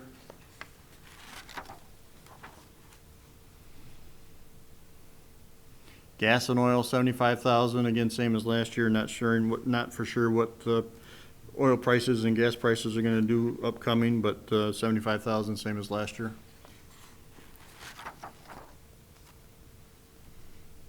Operating supplies for the street line item 7040, 30,000, same as last year.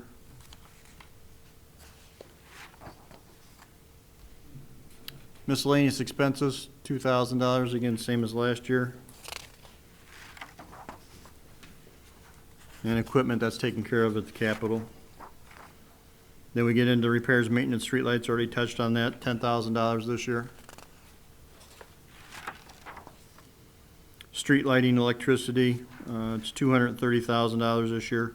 Again, you can see we were up to a high of in FY16 actual was $289,000. So now we're down to $230,000. It'll be interesting to see going forward if that usage continues to go down. Now that we have hopefully get a full year's worth of our LED savings on there, will be interesting to see what that number goes down to. But for now, I've left it the same as our previous year, $230,000. There's no questions with those line items. We'll go to the capital expenses in the street department.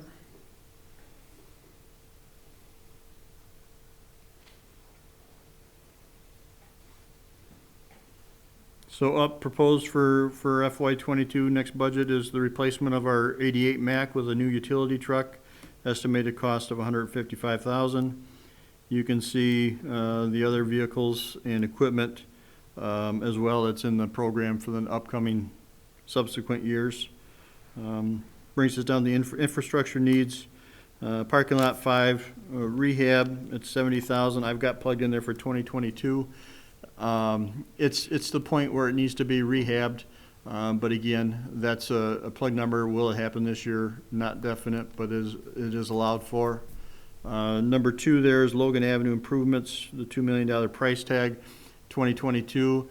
Notice it's going to be using now Rebuild Illinois funds. Originally, we had thought that was going to be coming out of our local funds, but we were through the Rebuild Illinois program, we did nominate or submit Logan Avenue as our project to utilize those funds. So the plan right now is for that to get started this year. It is going to be dependent on finishing up the right-of-way acquisition that we need on that project, and also the time it takes Commonwealth Edison to get all their facilities relocated to allow for the construction of the road improvements. So we will keep council posted on that.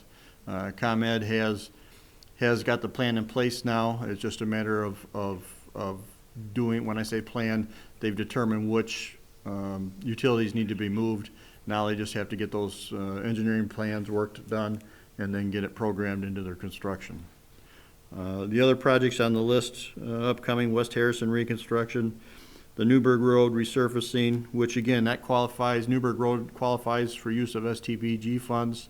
And the Newburgh and Irene intersection improvements, the Appleton Road widening, the $6.9 million that we talked about earlier in the updates. Again, that is an STBG eligible project, and that's why that one's moving up, because like I said, that is the most shovel ready of any of those any of our qualifying road projects for that type of funding. On the storm sewer side, we've got the stormwater utility part 2 implementation. That's yet to be decided upon. And then we have the Fifth Avenue detention, which includes the Fifth Street and Allen Street reconstruction project, that $4.6 million, which council has already approved getting preliminary engineering done on that. I can tell you that we have progressed far enough to have we're in a place now that we can obtain the railroad crossing permit for that storm sewer. So that is progressing, but work progresses on that project as well. Any questions on the capital plan for street? Yeah, where is parking lot 5? Parking lot 5 is right across, it's the old Oktoberfest, affectionately known as the Oktoberfest lot, right across from City Hall parking lot on the other side of the railroad tracks. Where the mailbox is, where the drive-up mailbox is. Right over here. What's that? Yes, yep, adjacent to the pet wash. Snow has a question. Please proceed. I guess part of my question would be, and it may not directly be budget orientated as far as this goes, but generically speaking, the bigger and better equipment that we get, do we potentially have less manpower needed, or do you just need just as much because you got to have somebody operate it? Yes, you're correct. Bigger and better, or more efficient, but yet still requires an operator. Case in point would be our new snow blower. It works, it's hands down far better than the old one that it replaced. With newer technology, does a much better job. It's a much faster, it's more efficient, but it still requires the same number of people. Okay. Thank you.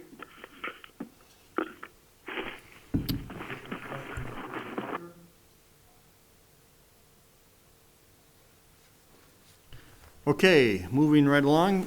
Next up is motor fuel tax.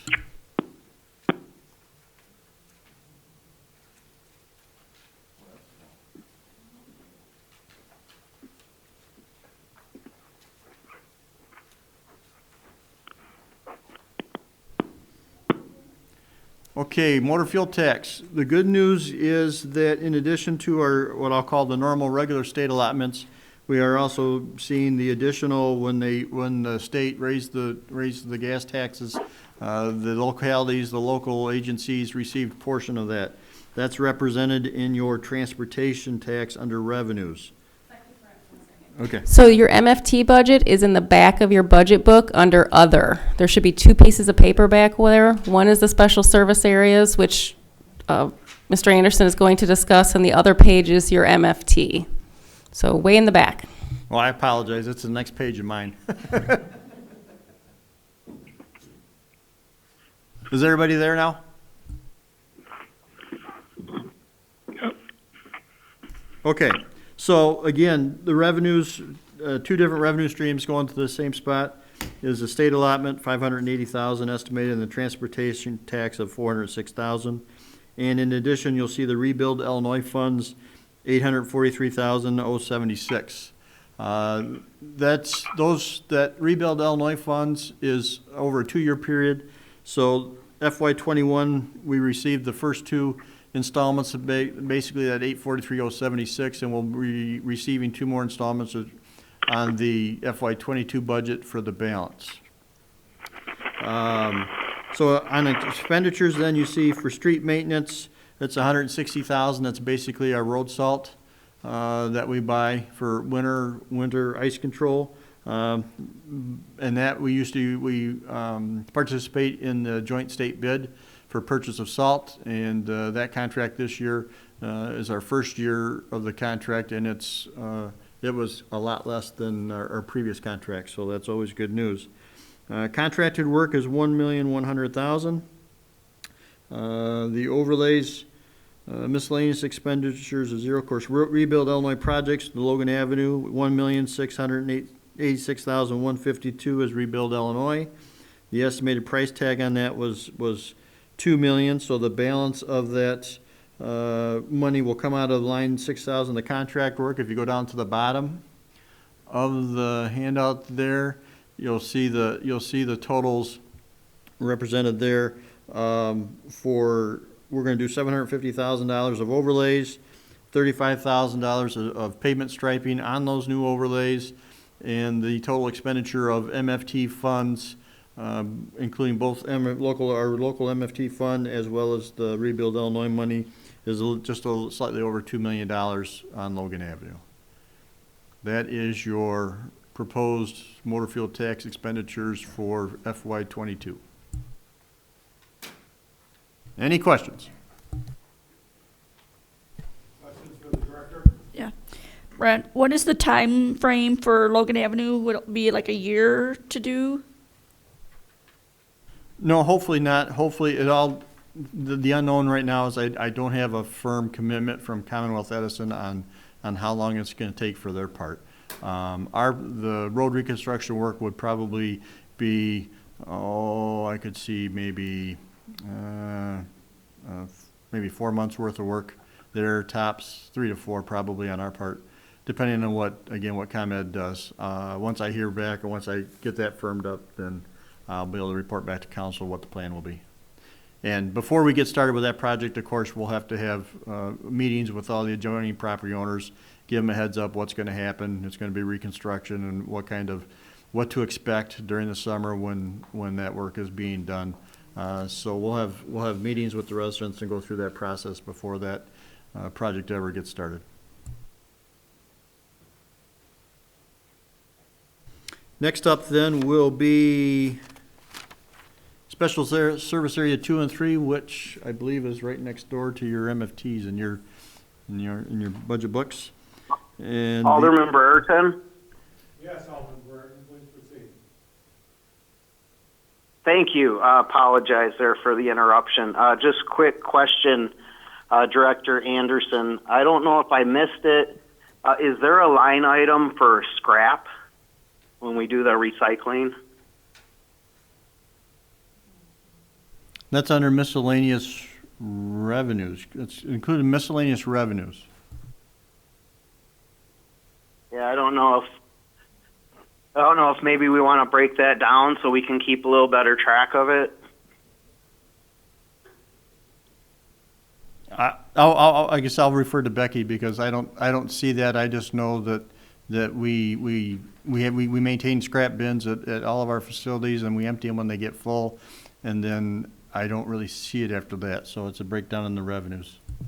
Yeah, those receipts are brought to me, and they are recorded in our financial software as revenue from scrap. So we do keep track of how much we do receive from scrap. It isn't that often, and it just depends. Some is from the street department. Sometimes it gets deposited into water. It depends what the project is or where it's coming from, but we do keep track of it. Yeah, I'd be curious to see those numbers. I can provide those. That's not a problem.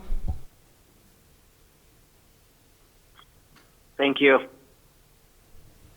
Okay, Special Service Area 2 and 3, again, no changes from previous year, and that's those are the funds that are generated through the Special Service Area set up for Farmington subdivision with a specific purpose of maintaining the wet pond detention facilities that were required as part of those subdivisions.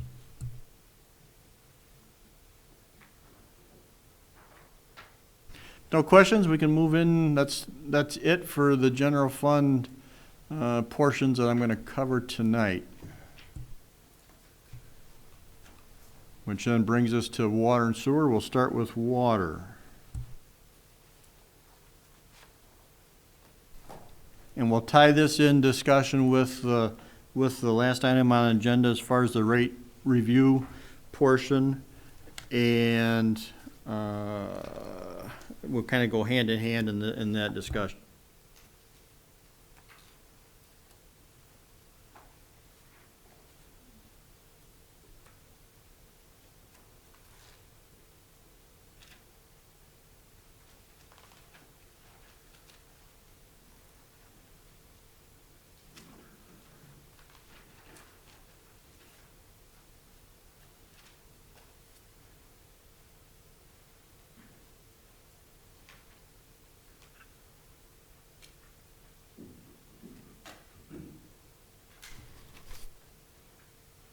Okay, sorry about that, looking at the revenues.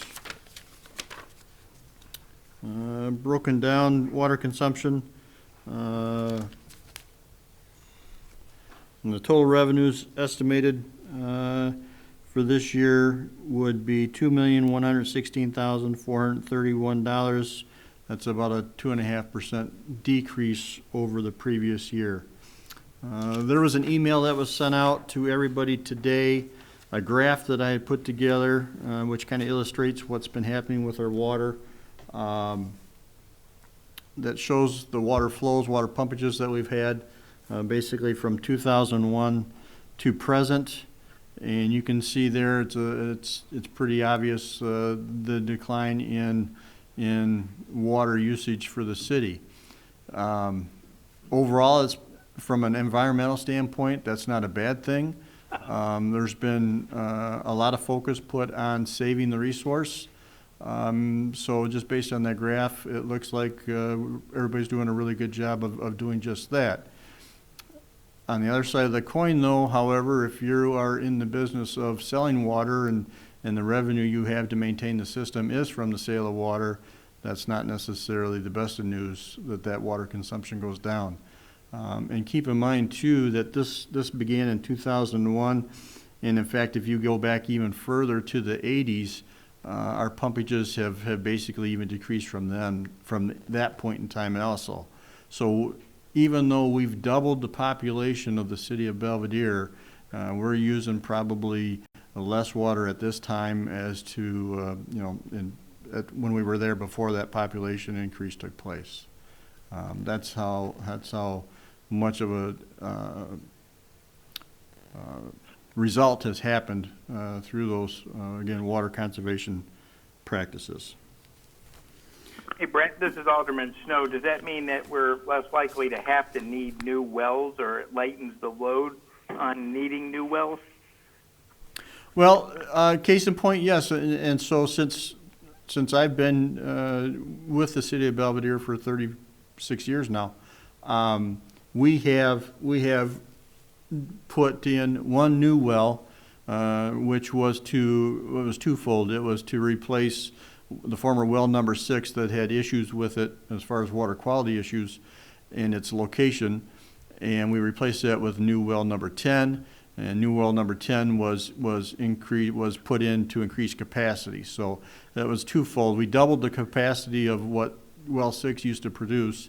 So it was twofold, like I said, to replace that one. So in that 36-year time period, that is basically the only increase in production that Belvedere has experienced, and we're still sufficient in our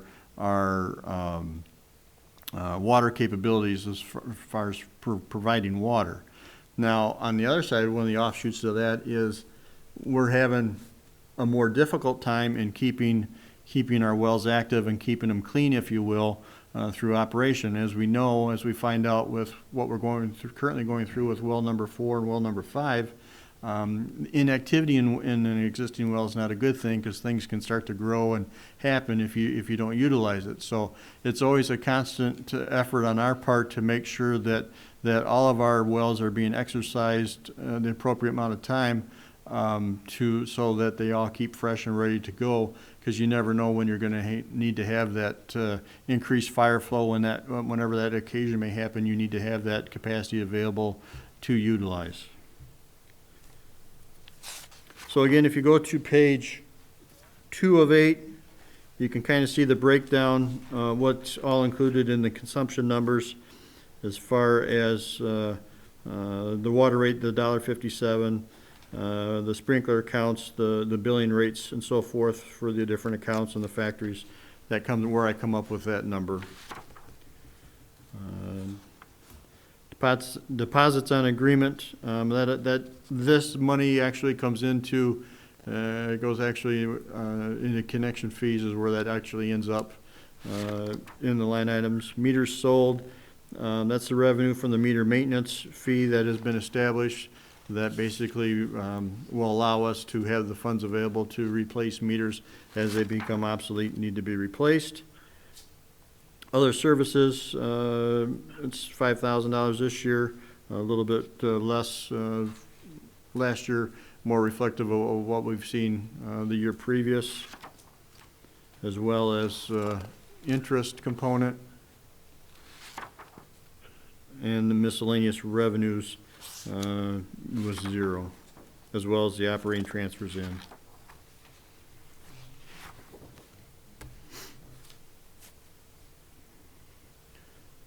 Moving on to the Question. Yeah.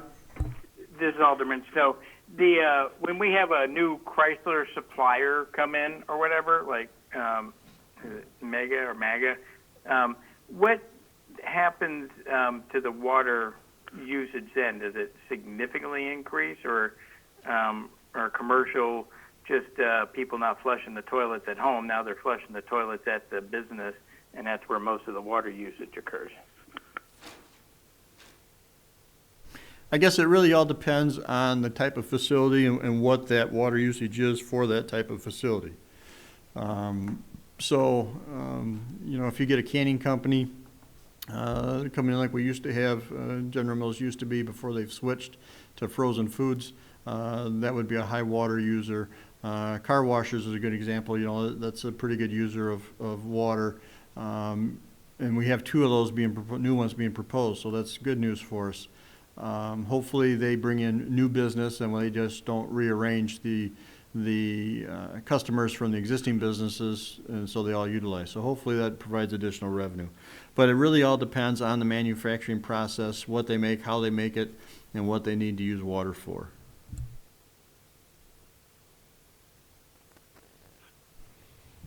As far as the expense side of things on the water, again, if we go through it, the 2 red numbers, pay, I guess, particular attention to that, and it's referenced in my memo on the rate review and what my recommendation is, at least during this pandemic time, to forego a rate increase. And we did that, well, when we get to the line item itself, you'll see that in the history. But my recommendation would be that we reduce the transfer to the depreciation from the $344,000 that was in the current budget FY21 to the proposed budget down to $295,000, and that's basically the dollar amount needed to balance on the water side to avoid a rate increase, at least at this particular time. So, that being said, let's go to salaries. Again, those are keyed in by contract. Overtime, page 3 of 30.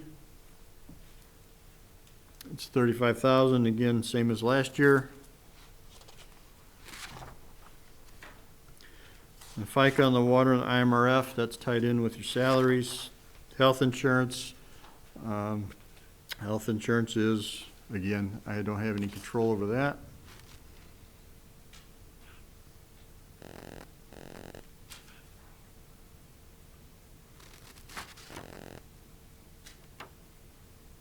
Brings us to uniform allowance.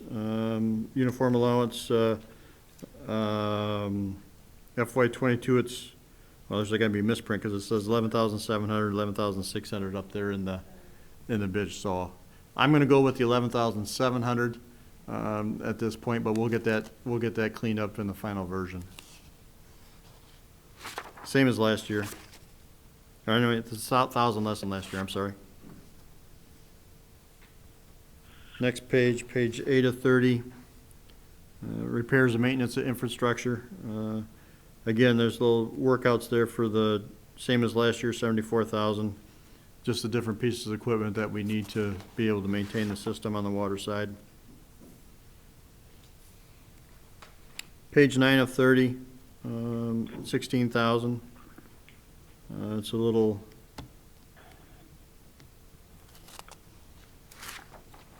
itemized there. Equipment and wells, again, same cost budget-wise as previous year. Line item 6030, equipment, vehicles equipment, same as last year.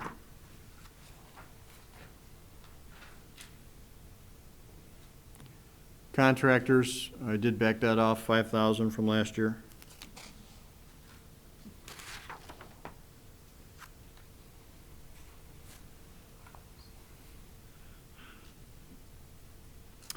The professional services is back down to previous year's 15,000. Last year, that 64.5, there was a number in there for the one-time emergency response plan. So that was, like I said, that 52.5 was a one-time cost. So we're back down to the 15,000. Telephone utility, I did raise that 1,000 over the last year's budget of 9,000. Postage is down 2,000 compared to what the ask was for last year.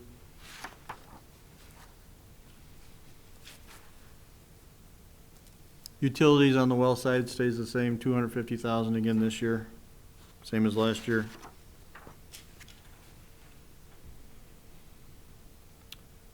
Office equipment, again, same as last year.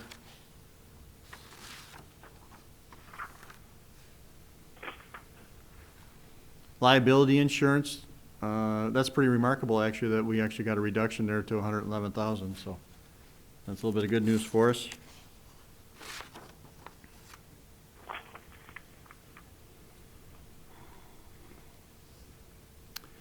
Lab expense testing, 36,000, the same as last year. We have basically, there's several different items that we test for on the water side.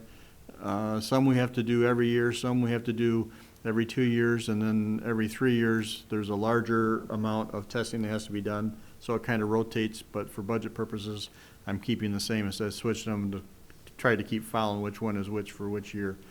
And just a note, looking ahead in the future, that line item is probably going to be going up. There's ongoing discussions now in the industry regarding PFAS and PFOA substances on the water side / sanitary sewer side, and what's going to happen with those constituents and how they're going to be handled. No decisions have been made yet, but that's probably something that's going to be on the list of substances that we will have to treat and or test for and monitor. So PFAS, PFOA, PFAS, PFOS, those are substances that are coming up. They have a very long technical name, hard to pronounce, but that's why it's referred to as FAS and FO. So again, don't foresee any of that happening now. The EPA has started to do some preliminary investigation in our area, and as that moves forward, I'll keep council posted on those activities. Office supplies, page 20 of 30, same as last year. Gas and oil, again, same as last year. Supplies and materials on the distribution side, 67,000, same as last year. Chemicals, 90,000, again, same as last year. Bless you. Meters, the water share of the meters, same as last year. Bad debt expense, I think that's an auditor's requirement. That's the same as last year.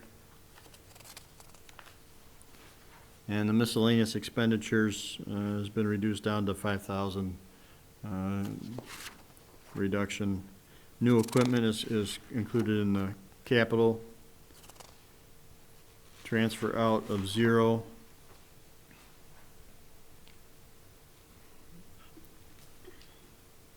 And then we get to the depreciation line item, 29 of 30. Where'd you go? Are you serious? All right, so anyway, on the depreciation set aside, I guess I just would like you to notice, of course, the reduction on what we're estimating this year from 344,000 to 295,000. But if you look at the history on the top of your sheet, you'll see in FY10 of 0. And again, that was done at that time to help balance the budget for when we were looking at a deficit at that point in time, which was the last time that we had instituted water and sewer rate increases. I'm just going to go ahead and jump over to the memo on the rate review to kind of tie that in. Currently, our proposed budget on the water side includes a deficit of $49,000. That fund has struggled in the last 12 to 18 months, and I think that a rate increase is needed in that fund. The current rate of $1.57 per 100 cubic feet will need to be increased by 5 cents to cover the projected deficit. I guess just a footnote, right now, currently, 1 penny of increase generates about $10,000 of revenue.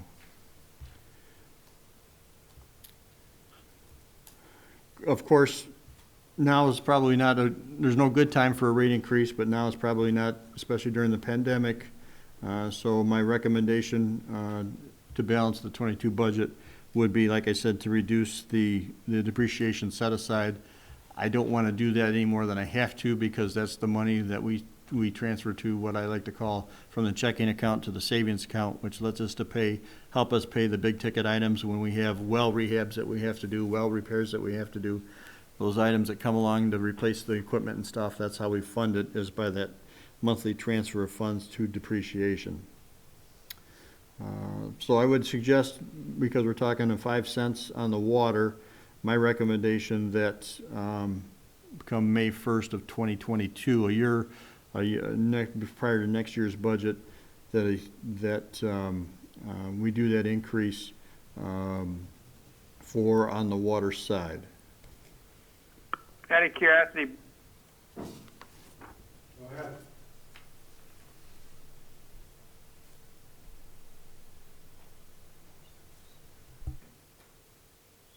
Go ahead, Dan.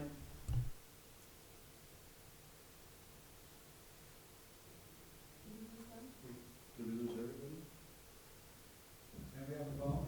Anybody on the phone?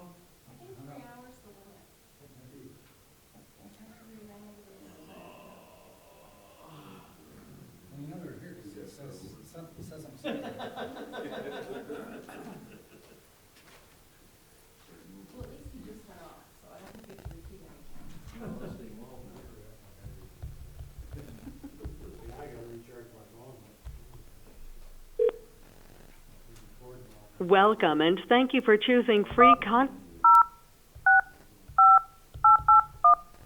You entered 1. Just another hour and 10 minutes or so. You are the only participant in the conference. That's not good.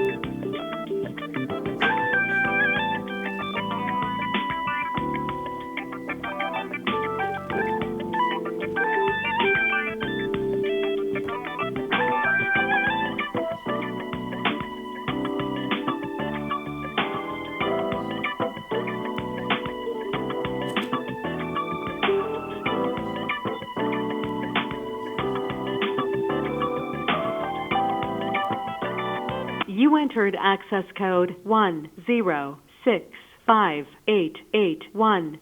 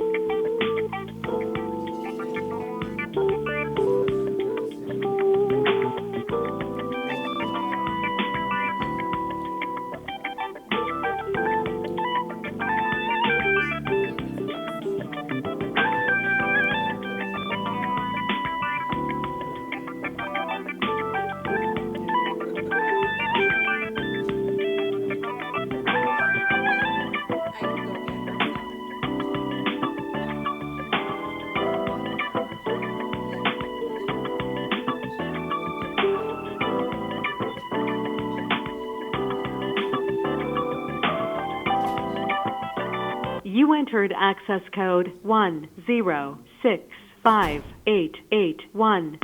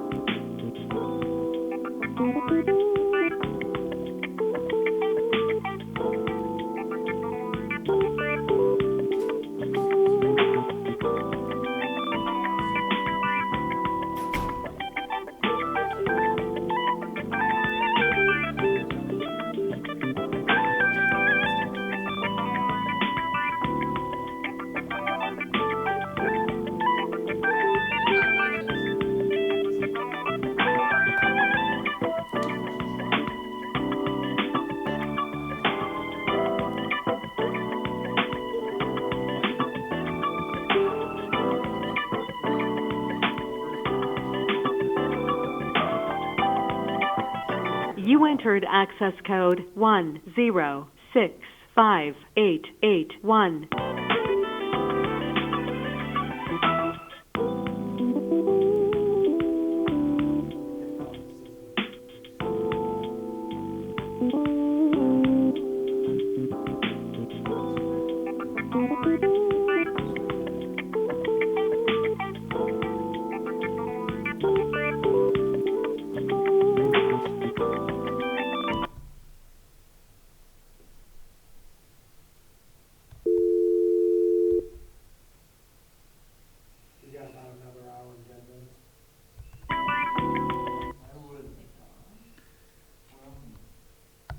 We'll see.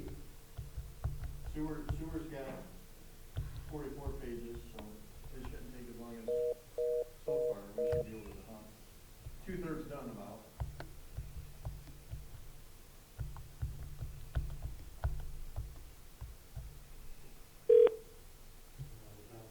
Welcome and thank you. You entered 10658. There are 6 participants in the conference. Please announce yourself. Hey, guys, City Hall's back. Yeehaw, we feel connected. I'll entertain a motion to adjourn. Yeah, do a quick roll call.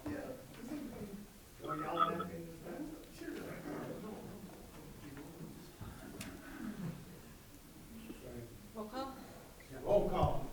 Arivalo, Present. Brereton, Here. Flurry, Present. Frank, Present. Freeman, Here. McGee, Here. Porter, Here. Ratcliffe, Snow, Here. Stevens, Here. 10 present. Okay, did we make it to the part where I started talking about depreciation, page 29 of 30? Is that where we kind of lost everybody? I had asked a question about how much generically it was going to cost the average homeowner for the rate increase. Okay, so on the water side, if you look at the attachment to the memo on the rate review, the rate increase projections, if you switch it, if you go from $1.57 to $1.62, the 5-cent increase, your typical residential household using 10,400 cubic feet of usage per year, the result of that would be $5.20 for that year on the water side. Thank you very much. And just, I guess, and I was going to do this at the end after we talk about both water and sewer, but I guess we can talk about it now as far as where we're at. Our current water and sewer rates are one of the lowest in the area. For example, back in 2016, there was a survey of over 400 water and sewer utilities throughout the state of Illinois conducted by the city of Carbondale.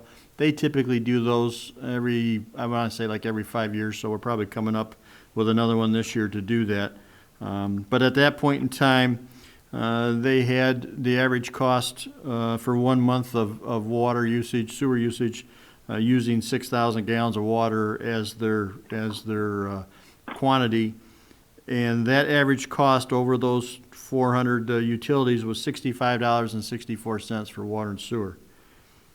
That cost for Belvedere is $38.82, which is 40% less than that average, and that was back in 2016, and our rates haven't changed since then.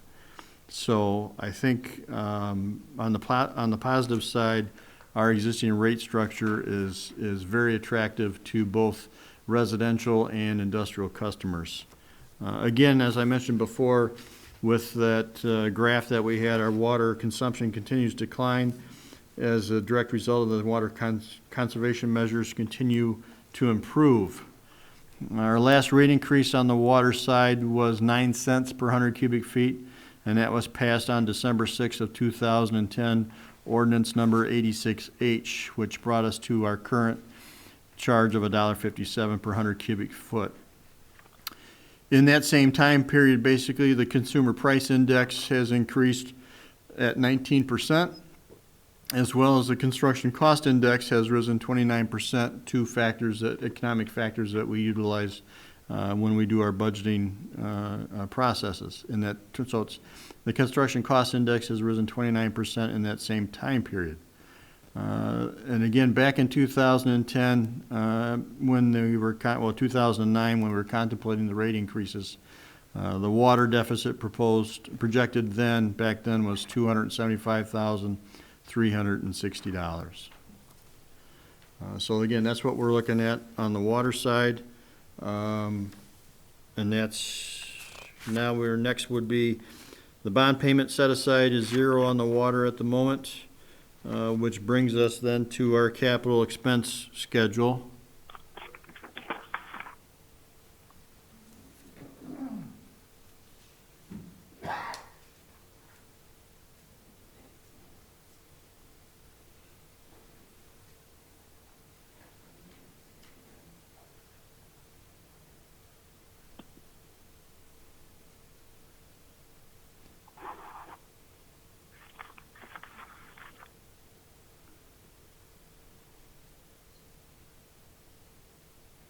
Okay, capital expense on the water sewer side. As far as vehicles, we have a 4-wheel drive pickup truck to replace unit number 3054 program for this year, and then we have other vehicles and equipment in subsequent years.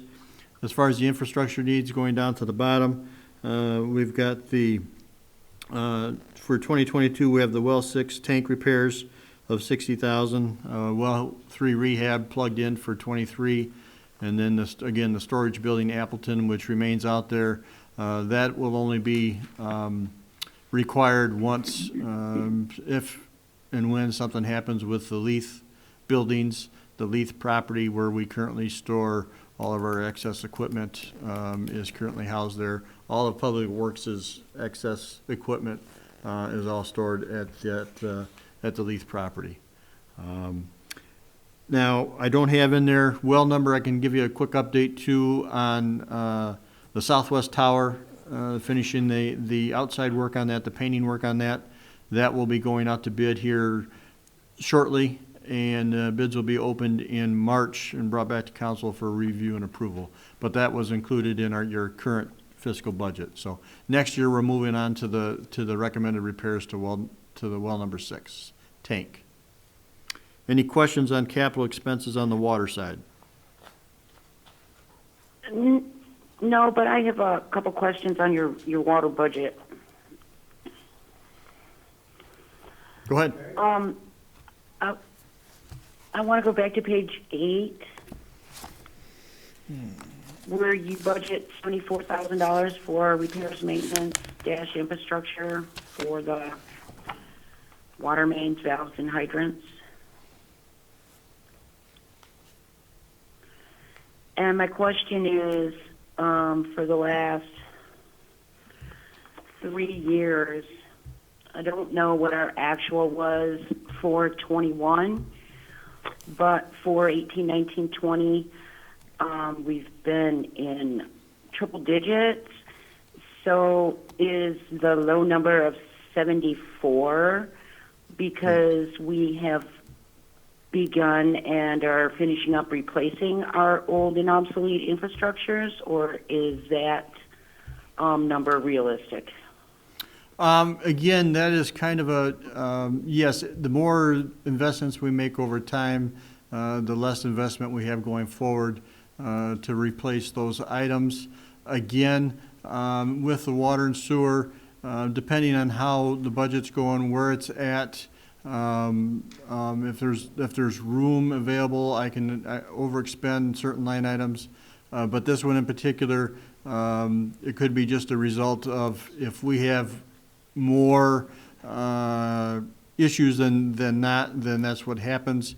Some of the stuff, though, what you see there, what you see as far as cost goes, especially with hydrants, a lot of the times, not a lot of times, but some of the times, that hydrant would be hit, would be damaged through an accident where we would get reimbursed. You're not seeing the reimbursement for those, you're just seeing the expense on that side. So that's one situation there where, again, you're not seeing that, the difference. If I could, this year to date, through January, the expenditures are $61,058.41. Okay. And then on page 24, it's a question along the same lines. It's for the meters. Your budget $20,000, the same as last year, but there isn't any number. Even the closest to 20,000 is back in fiscal year 11, which is 26,000. So again, I'm wondering if that's a realistic number. As far as the budgeting purposes, I would say I would answer that as yes. That the intent would be to the total cost. It's a split between water and sewer, so that represents a $40,000 investment in meters. And yes, we would try to attempt to live within that budgeted amount. Okay, thank you.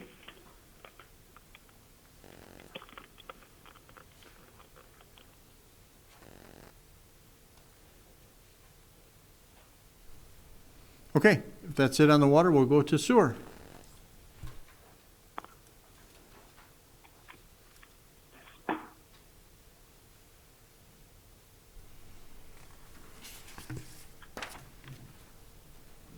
All right, on the sewer side of things,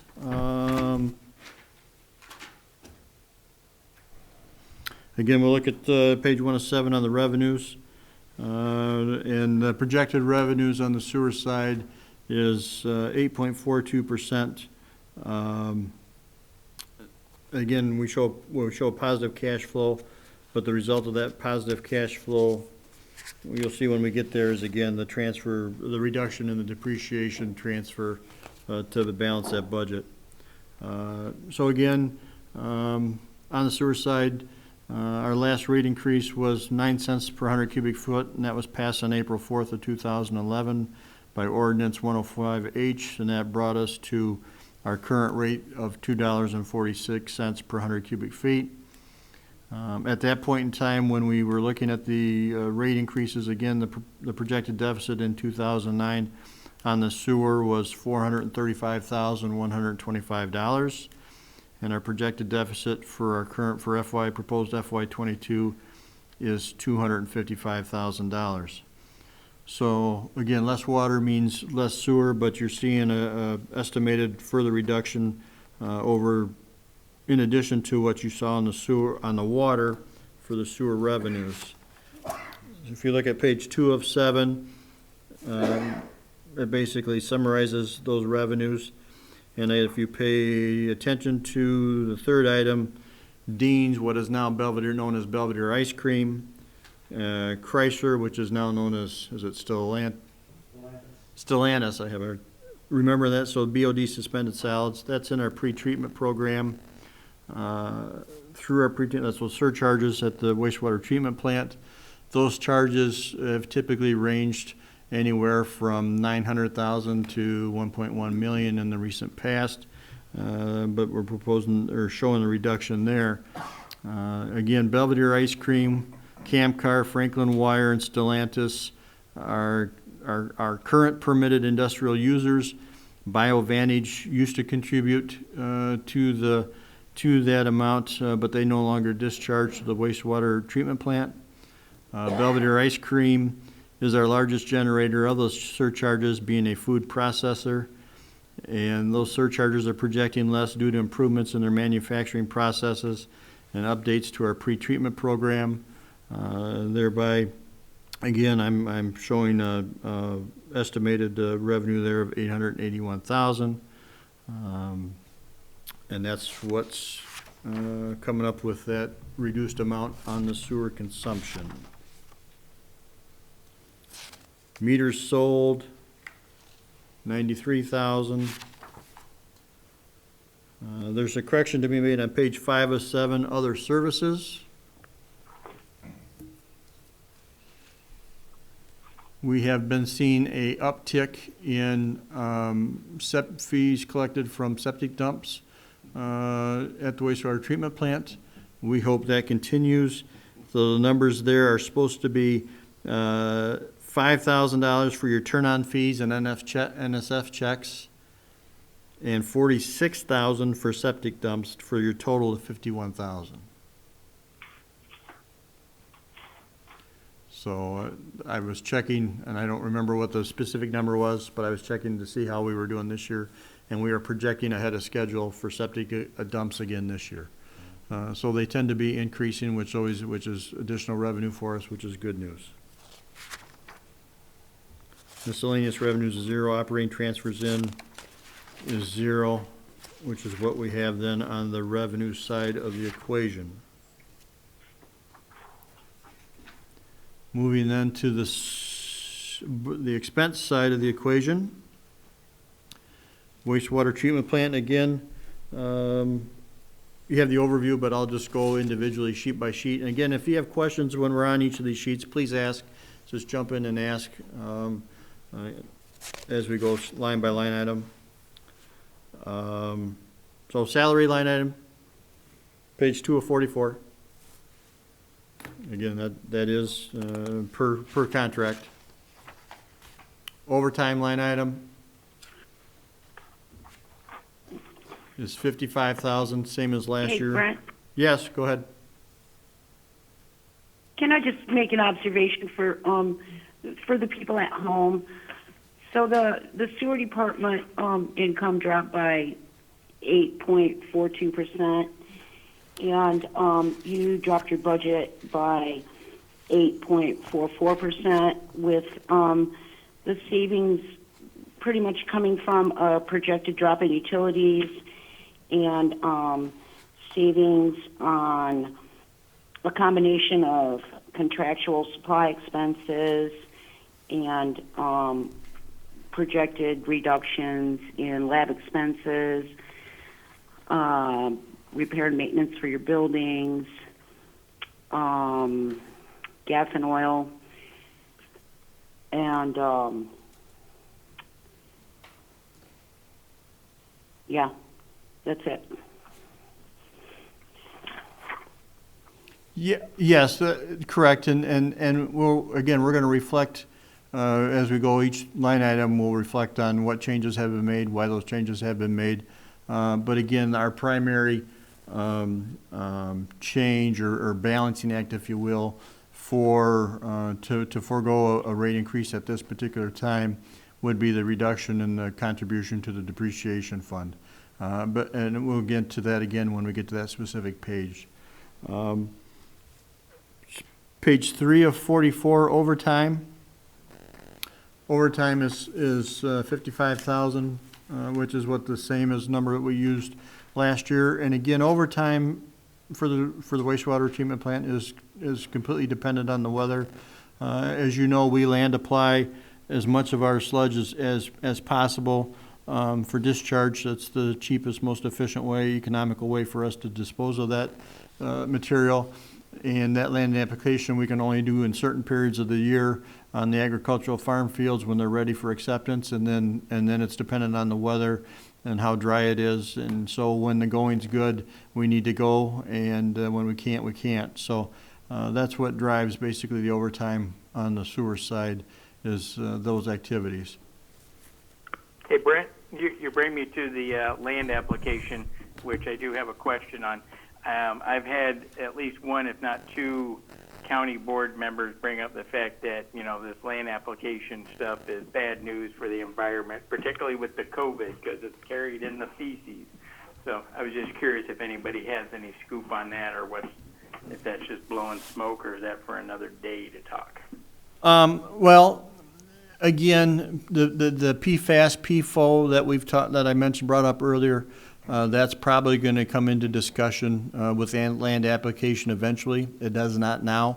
We do everything now. We comply with all the requirements set before us from the Illinois EPA in order to land apply. And so as long as if those rules change, then we'll have to change with those rules to be in accordance with whatever new rules they come up with. But as of right now, we comply with all their requirements. The question of land application and sludge is one that has been discussed for a long, long time. When the latest round of discussions came up, I was doing some research and I ran across articles that Mr. Neil Frank, former Public Works Director for Belvedere, kept in a file back from the late 60s and early 70s with the exact same questions and the exact same concerns then as there are now being raised. So it's something that is brought to the forefront, back to the back burner. It's encyclical in nature, but the bottom line is we comply with all the requirements that we have to comply with in order to land apply the sludge. Page 4 of 44, again, FICA, the next page IMRF, which is tied to the salaries, group health insurance, again, with that. Brings us to page 7 of 44, uniform allowance, same as last year.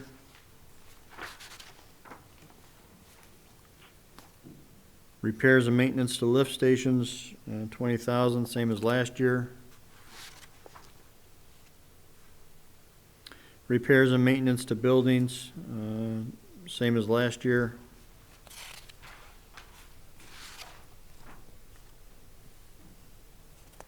Maintenance of equipment, and again, you'll see actuals before, but that's been moved to the collection system number, is why you see that 0. Repair and maintenance of vehicles, 26,000, same as last year. Repair and maintenance contractual. This has been reduced from 100,000 to 50,000. As you recall, last year we plugged in the $100,000 number to do the sanitary sewer manhole rehab project on the southwest trunk. That project has been completed. It was very successful. We've seen a reduction, a noticeable reduction in our inflow during rain events. Well, I say reduction during our rain events. We have more to do, but I've reduced the scope down to, again, what we will do less than what we did last year, 50,000 down from the 100,000.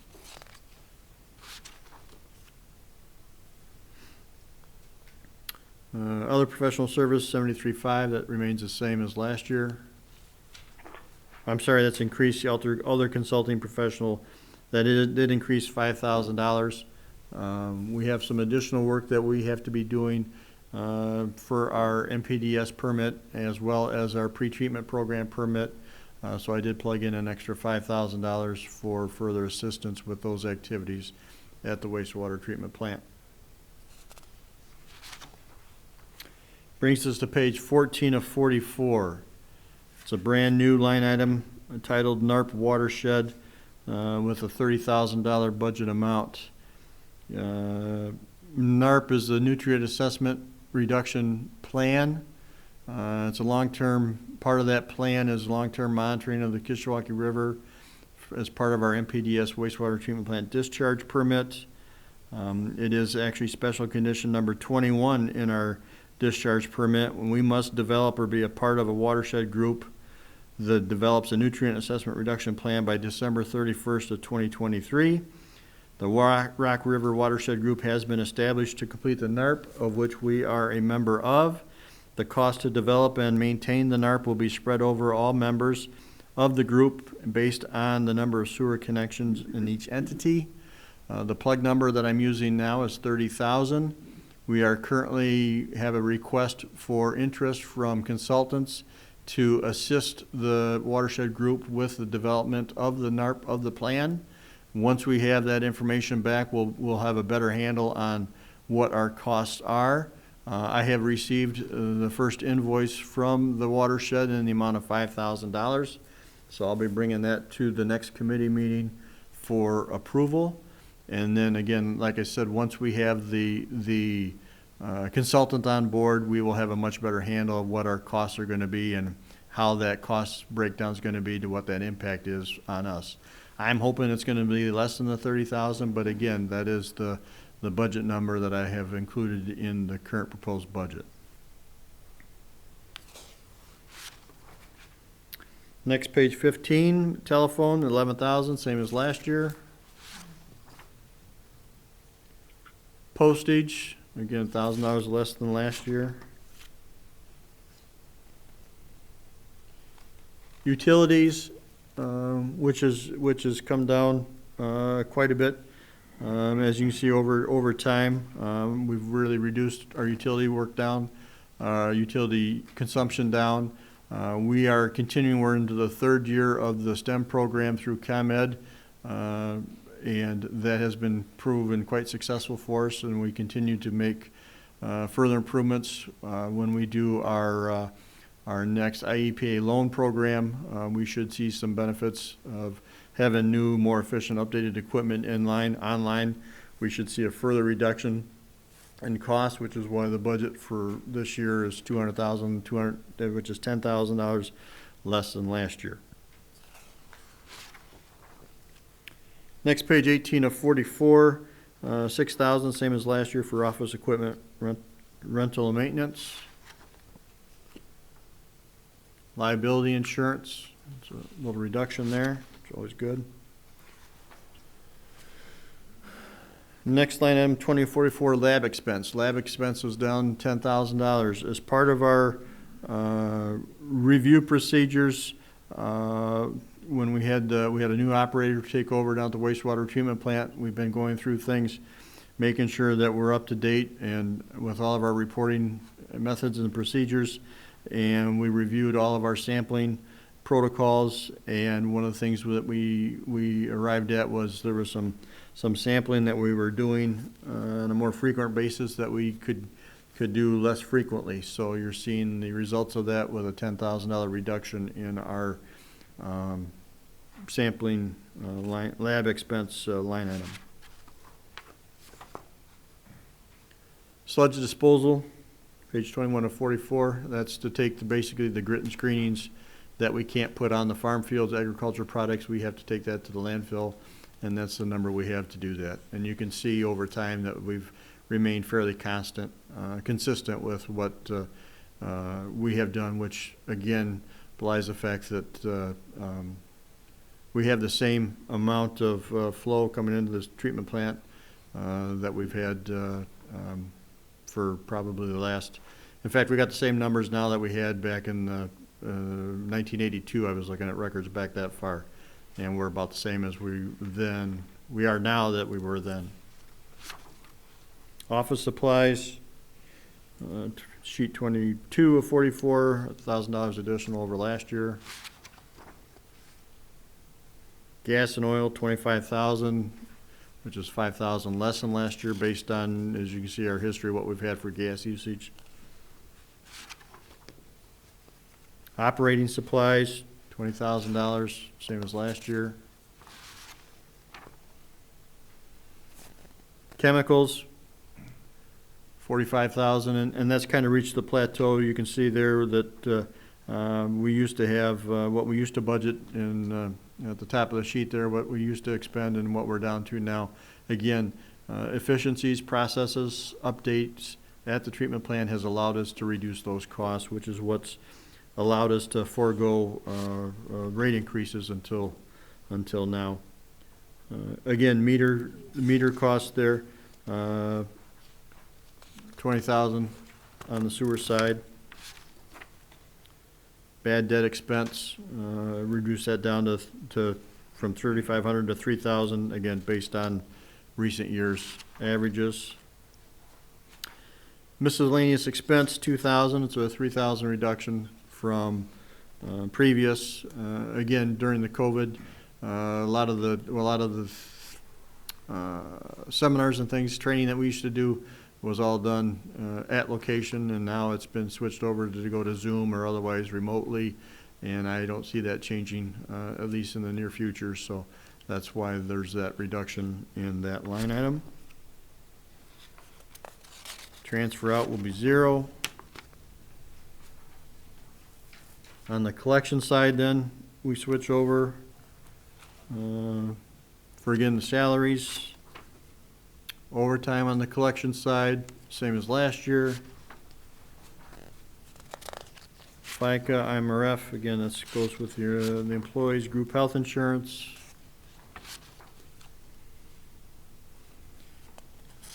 Uniform allowance stays the same as last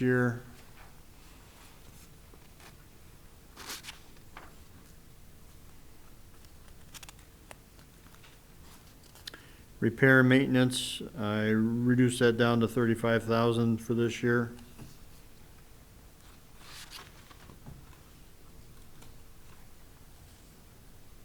Repair and maintenance on equipment on the collection system, I raised that $2,000 to 14,000.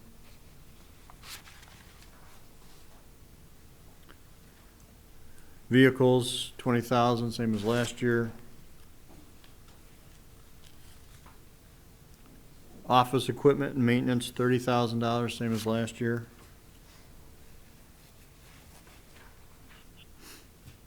Gas and oil, I reduced that down 1,000 to 9,000. Operating supplies, same as last year, 20,000.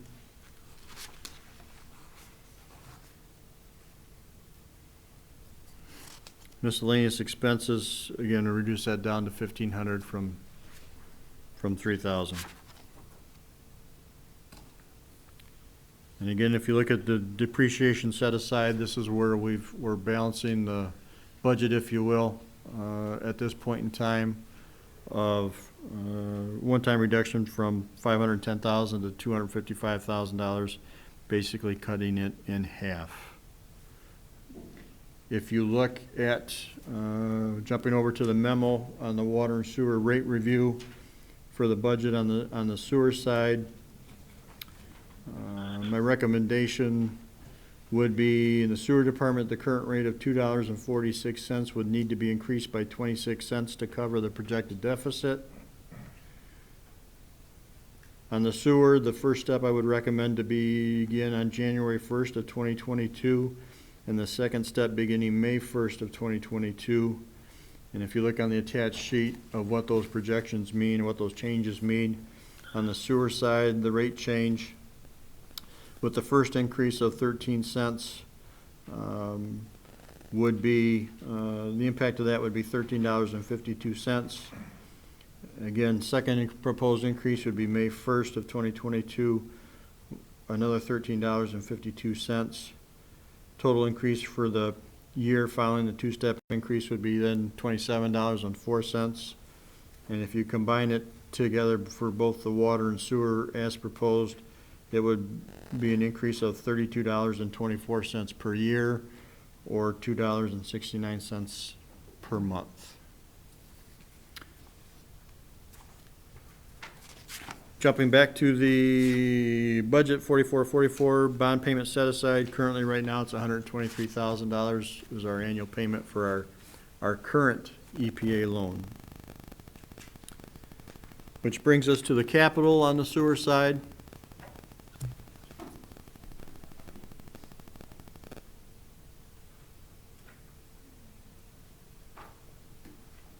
One moment while that comes up on the screen.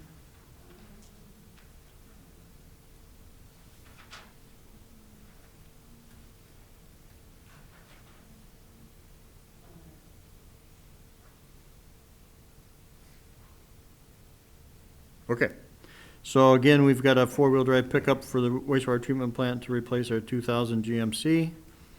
And then subsequent years, then we've got another pickup truck proposed for 23. As far as infrastructure needs, we have the primary clarifiers repair of estimated cost of $1.2 million. That's being proposed for FY 2024. The grit and screening compactor has been pushed back to 2025.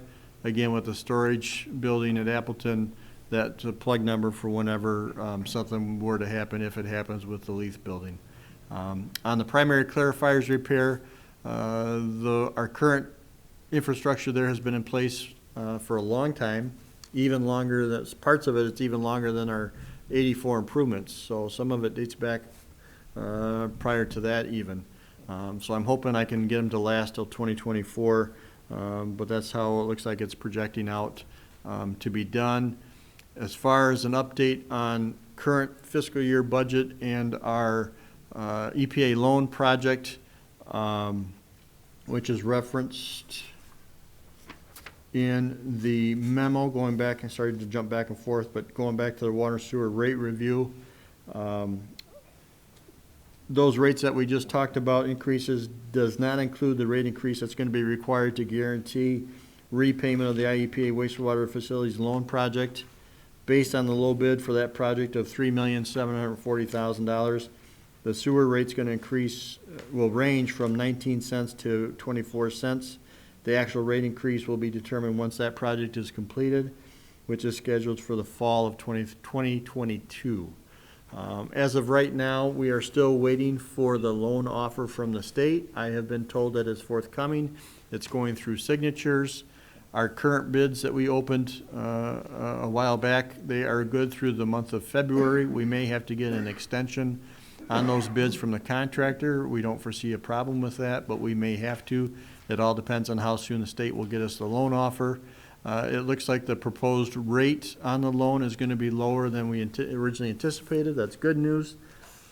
There's also a possibility that we were advised we qualify for the principal forgiveness that usually comes with these loans. However, we were notified that there wasn't any money available for the forgiveness. It went to projects ahead of us in line, so that we weren't going to receive any of that benefit. There's been some talk that we may now receive some of that benefit, but that has not been determined. And we also have a grant submitted as part of this project for additional $750,000 of funding from the grant.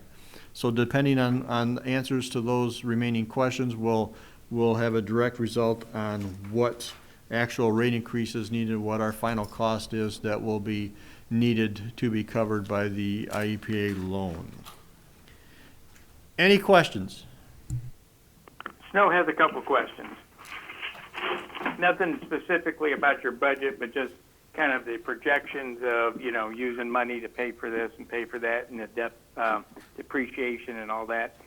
In the overall scheme of things, at some point, the lease building is going to need to be vacated. And are we better off at this point designing and creating a structure sooner than later, because construction stuff is just going to go up in cost, not down? And would we be better off trying to build that storage building that we're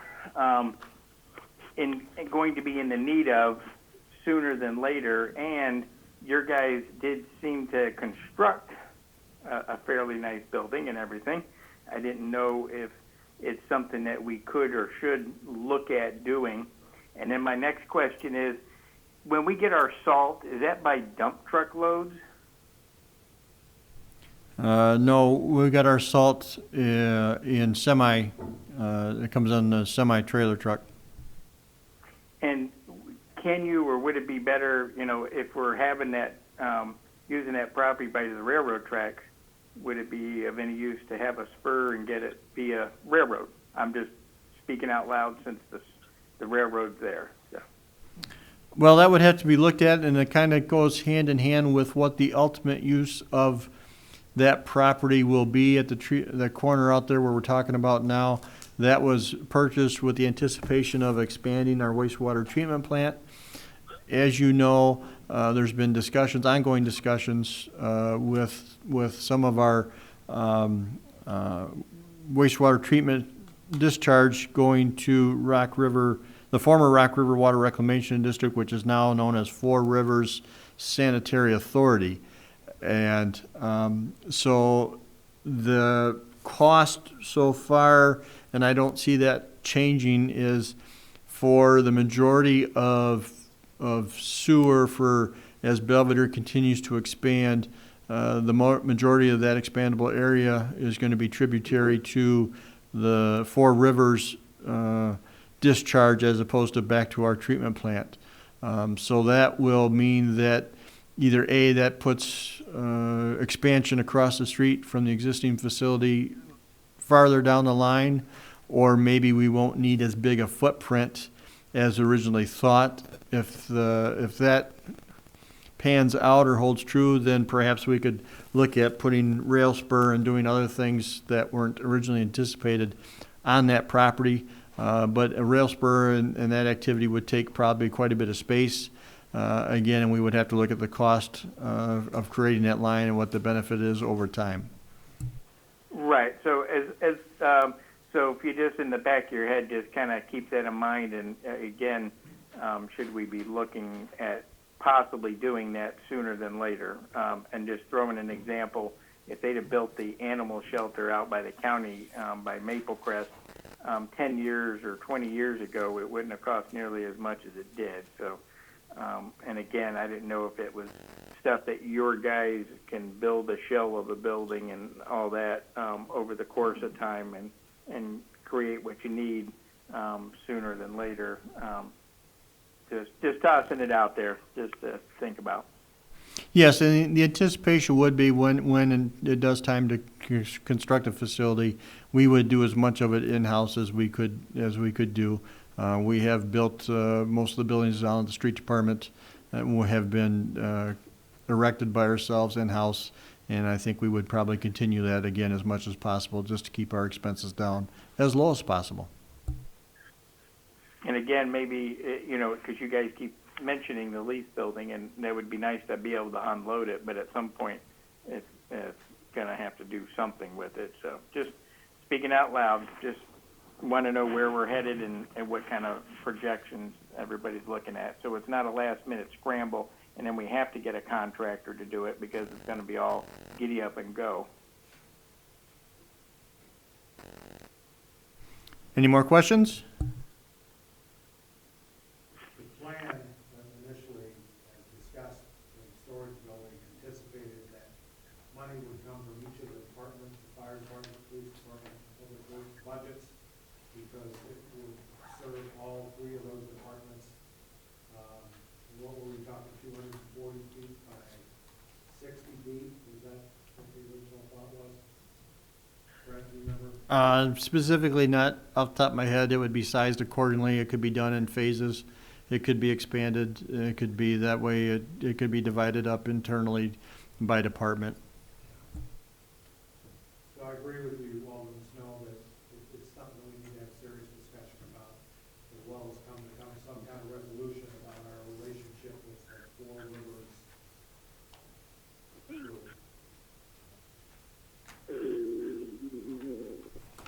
Any more questions? Alderman Brereton. Please, go ahead. Thank you. Director Anderson, just because I asked police chief and fire chief, like if you had to make any cuts, if you had to, what's the first thing that comes to mind? When I was putting these budgets together and seeing what our recent history has been, I basically went through and looked at trying to be as realistic as possible with what those expenses are, and knowing where we're at employee-wise and staffing levels-wise. Basically, you're down to probably the capital portion on each of the budgets, whether it's street, water, or sewer, and that's where you're going to make the biggest change. I think I've tried to carve as much out of our regular O&M as possible, and even Marcia pointed out, gosh, are those even realistic numbers? I'm hoping they can be made realistic. I guess I'm an optimist, and on my revenue side, I try to be conservative. So hopefully, bottom line is we come out okay. But I would say your capital expenses would be the ones that would be the first thing that I would recommend. If you're going to not do something, that would be what I would recommend, is to push those off to sometime in the future. Okay, thanks, Brent. Appreciate it. Thanks, everybody. With that, I'm entertaining a motion to adjourn our festivities this evening. Motion by Porter, second by Fleury. All those in favor, signify by saying aye. Aye. Aye. Aye.